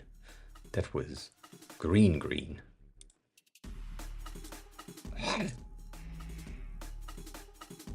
Yeah. That's a bit short, but that's fine. Also, you've made the exact same thing as last time, which is impressive. I don't know how you do that.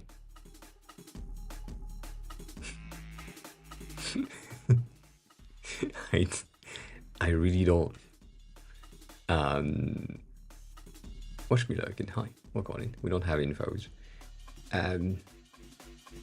No, equalizer with an S is UK based. Equalizer with a Z is US based. Right? That's Estonia is more closer to the UK. Yeah, I don't know how, but you reverse them.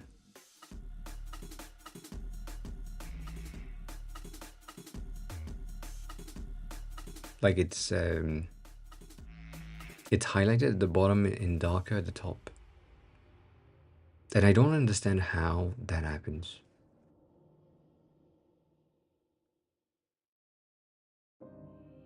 I mean, I kind of do, but yeah, it's interesting because your shadow is at the top as well.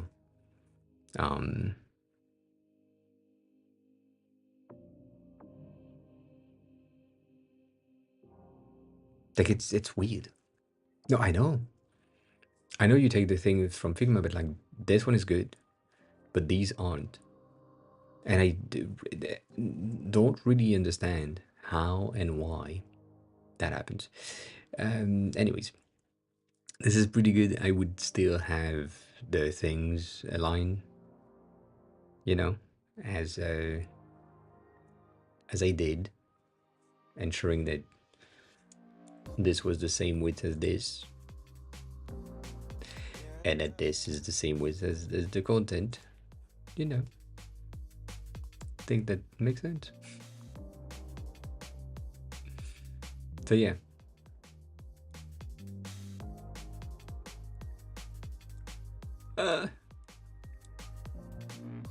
Oh, that's bad. Oh, you need one more. You need a static nudge here. And also you need to let me not do that. Like you need to let me move things. I know you're not on that yet, but yeah. Dang. Bitch, what the fuck? You're not supposed to exist here.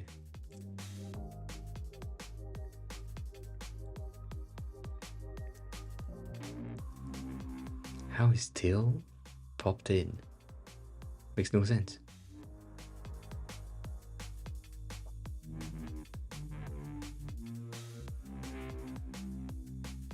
No, Stoney, that's not what I'm saying.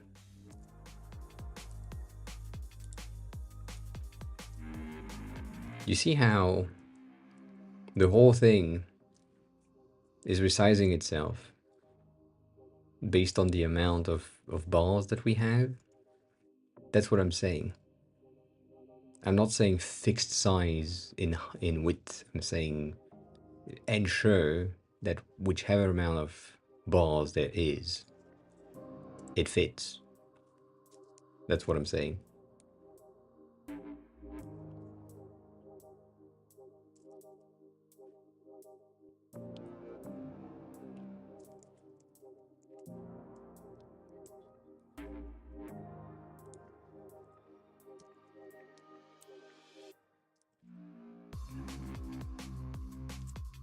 Right?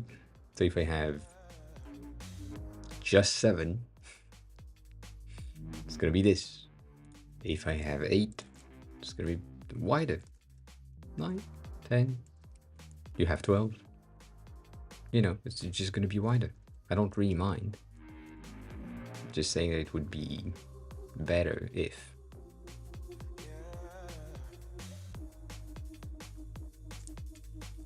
Anyways, details. Stuff.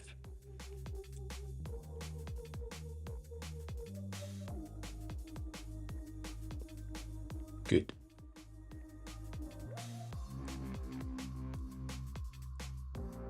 Yeah, much better. At least it is a line, you know, that makes sense.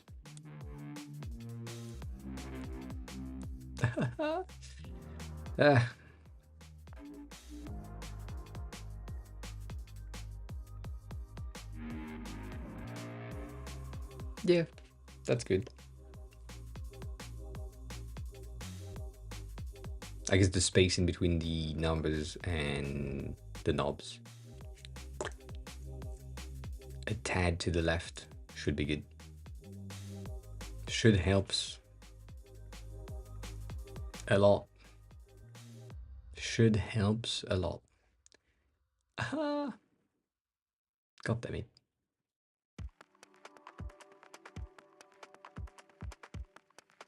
I don't understand that.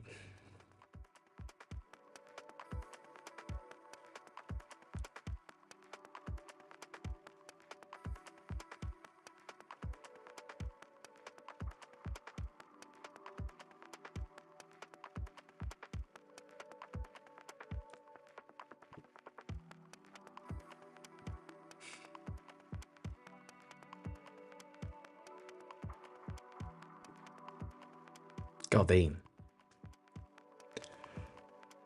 Alright, I am sending you to someone. Who? I have two inbounds. You know who? You tell me if there is someone else that isn't inbound. Done.